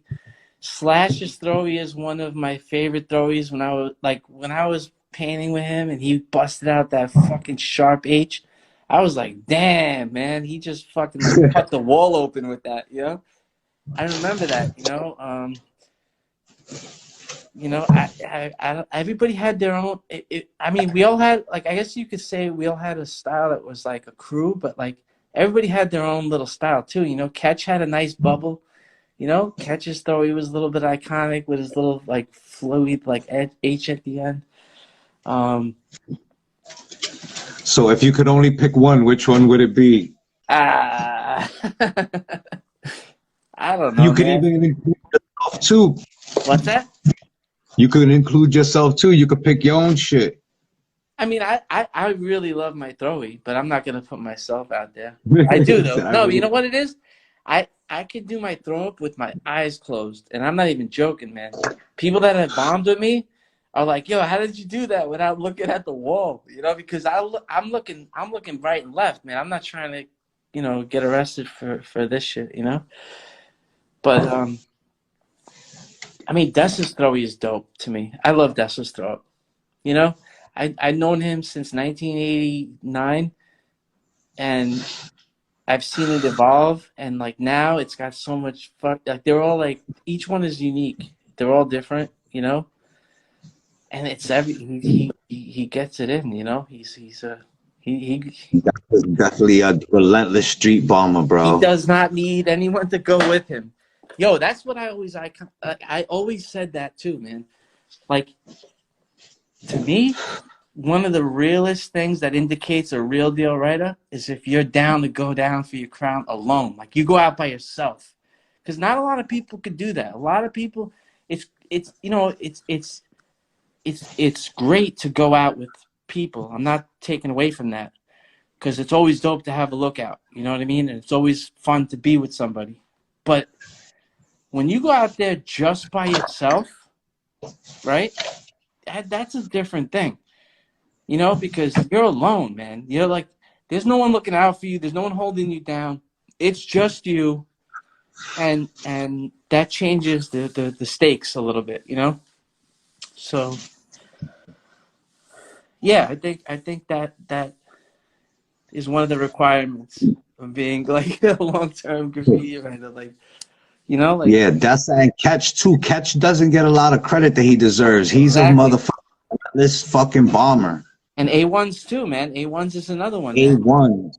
He's come out whenever they want. A1s is exactly. Like any one of them could come out whenever they want. Just destroy shit, man, quick and with nice, like he said, solid shit, big shit, double outline, shadows, nice and crispy, not no bullshit.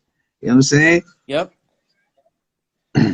Yeah, man. There's the level of style and dedication on when you're out there is like it's kind of unmatched, bro. The spots that I used to do back-to-back fill-ins, high fill-ins, a lot of high fill-ins, high spots, dopeness, bro, dopeness. A fucking do you have a favorite bomb that you ever did or a crazy bomb that happened? Oh yeah, I got a couple crazy ones. One crazy one was yeah, there's a bunch, man. I mean, I don't know how much time we got, but I got stories for days, man. I got stories. You Dude, can there was tell me one one. time. You ever ran into any other riders bombing that you was Hell like, yeah, oh man. shit? I got into some crazy violence fighting in the 90s, you know? I don't even want to get into like mentioning names because you know writers have feelings. What about big riders? You ever ran into a big rider like bombing and shit? Like, oh shit, like y'all was both bombing? Yeah, I don't even want to get into that either because sometimes, like I said, you know, people, you know, I mean, I will tell how it is, but this is a live audience and people are gonna get, you know, upset about certain things. But yo, I have a, you know what? One of my favorite bombs was What? Me and VE. We went down Atlantic Avenue and we did a lot of stuff on Atlantic Avenue one night.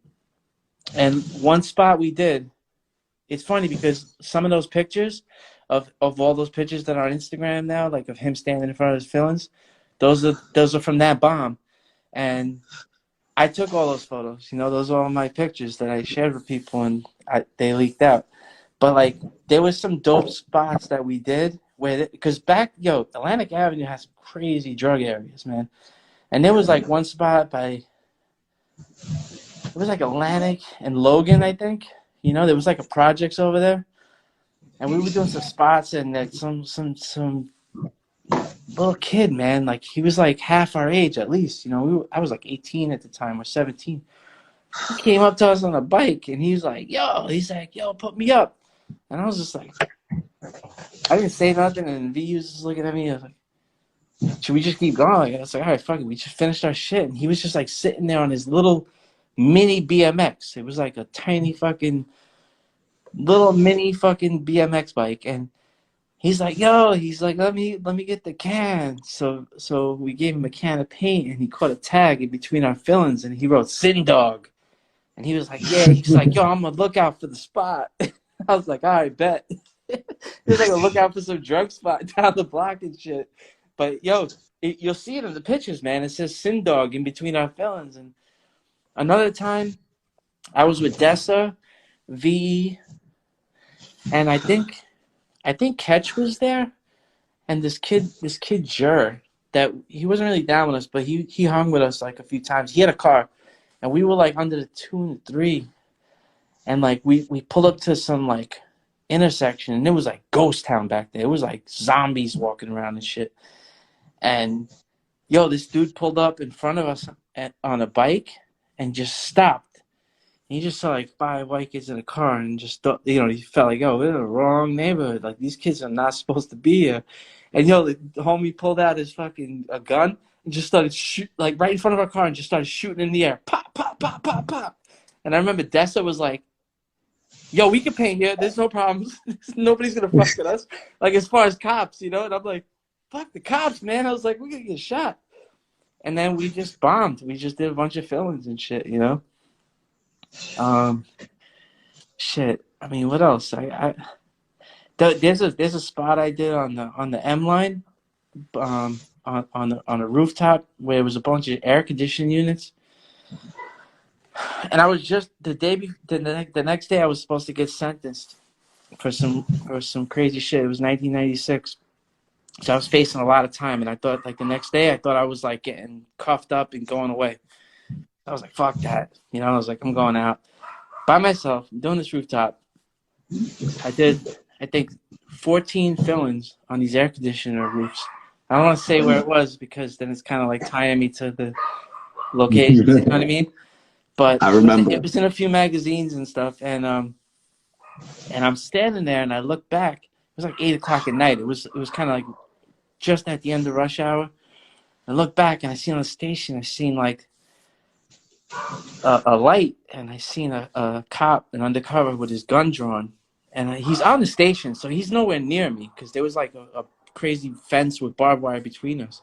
But I knew that I was like they knew I was up there. I was up there for a minute, and then all of a sudden I was like, shit. So I just like pretend, I just kept doing my filling. And if you look at those pictures, you'll see the last filling is mad dusty and it's not solid like all the other ones. And the reason was because I knew that I was spotted. I knew I didn't know where they were coming from. This roof was huge. The roof was like 10,000 square feet. So I didn't know where they were going to come at me from, but I knew they were coming. And then all of a sudden, like, as soon as I finished that outline, I just dropped all the paint and I fucking dipped towards the only way I can go. Damn, I wish I could tell more details of this story. But I ended up running towards this fence and there was a train yard involved and all this stuff. And all of a sudden, as soon as I dipped, mad flashlights popped on the roof. So the cops were all around me on the roof already. They weren't even but it was such a big rooftop that they were so far from me that I had enough lead time, and I was young, I was fast. I was outie. And I dipped out, and I got away, Yeah. So what about you? So do you have a lot of old school flicks still, like photo albums? I do not, unfortunately. I have some, but I wish I held on to stuff, I mean, Dessa took a lot of pictures. Dessa has a lot of pictures because luckily I gave Dessa a lot of my negatives to make copies of. And so I got to get them from him. I don't have them, I wish I did though, because there were some nice ones, man, especially like the ones like at the end of the night we would take like fucking dumb shots of us hanging out. Those are the ones I kind of want the most, because VE's not around anymore, And what's funny? Like SN, just to bring up SN, like, yo, that motherfucker would go, me, V, and SN would go do these rooftops and all these crazy spots. And like, me and V would be like covered with dirt and paint and whatever you want to, like, whatever we ran into, we would be like, cut up our barbed wire, whatever it was. SN would come out with clean jeans on, a fucking white t-shirt, cuffed at the, because he was a big dude. He worked out. He had it cuffed sleeves on the fucking t-shirt, and like white fucking Adidas shell tops, right? And he would be spotless. Like not a grime of dirt on him ever. Like, but he would be climbing the same rooftops, walking through the same muddy shit as us, the same crazy track spots, like whatever it was that we did, he was there. But he never got dirty. I don't know how. Like I don't get it. Cheers to SN. It's not nose. That's what we used to call him. SN. As a crew joke.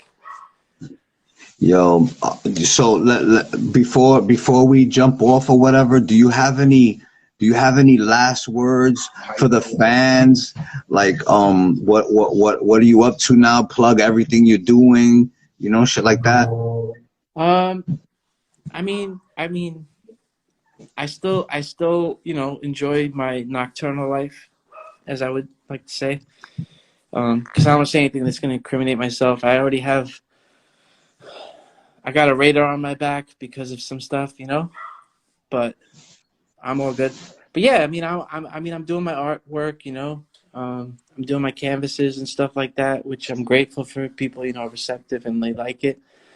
I just started a big project on Myrtle and Wyckoff, painting I think it's a 9-story building by 60 feet wide.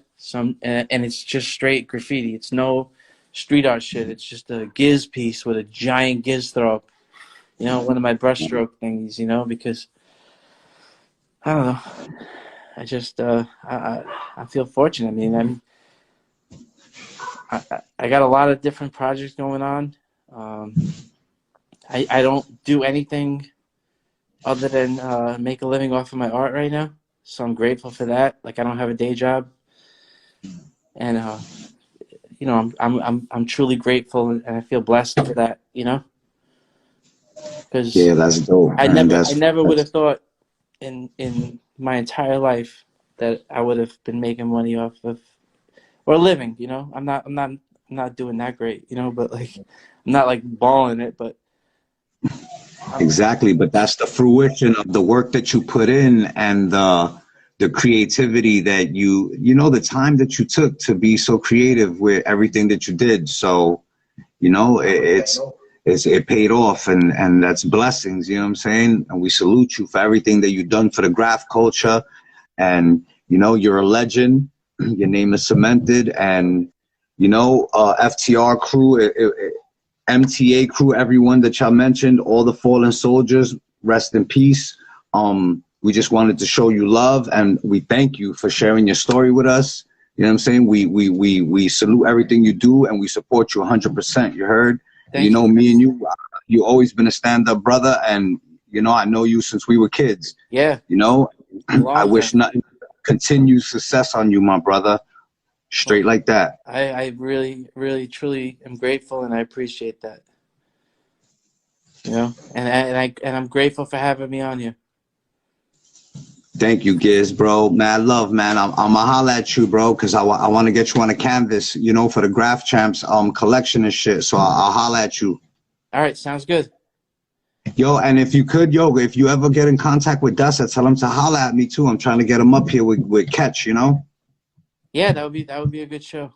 That would be great to have. Because Dessa is like an encyclopedia. That motherfucker doesn't forget anything. Sometimes I'll forget, I wish I could just have him next to me all the time because he just never forgets anything, man. He's a fucking like encyclopedia, straight up. I swear to God, man. He'll be like, yo, you remember that? And I'm like, what? I don't remember none of that shit. Hey, you guys want to see something dope to finish it off? Yeah, show me. Hell yeah, show me. Wait, I don't know how to. All right, I guess I can't switch the camera. But here, check this out.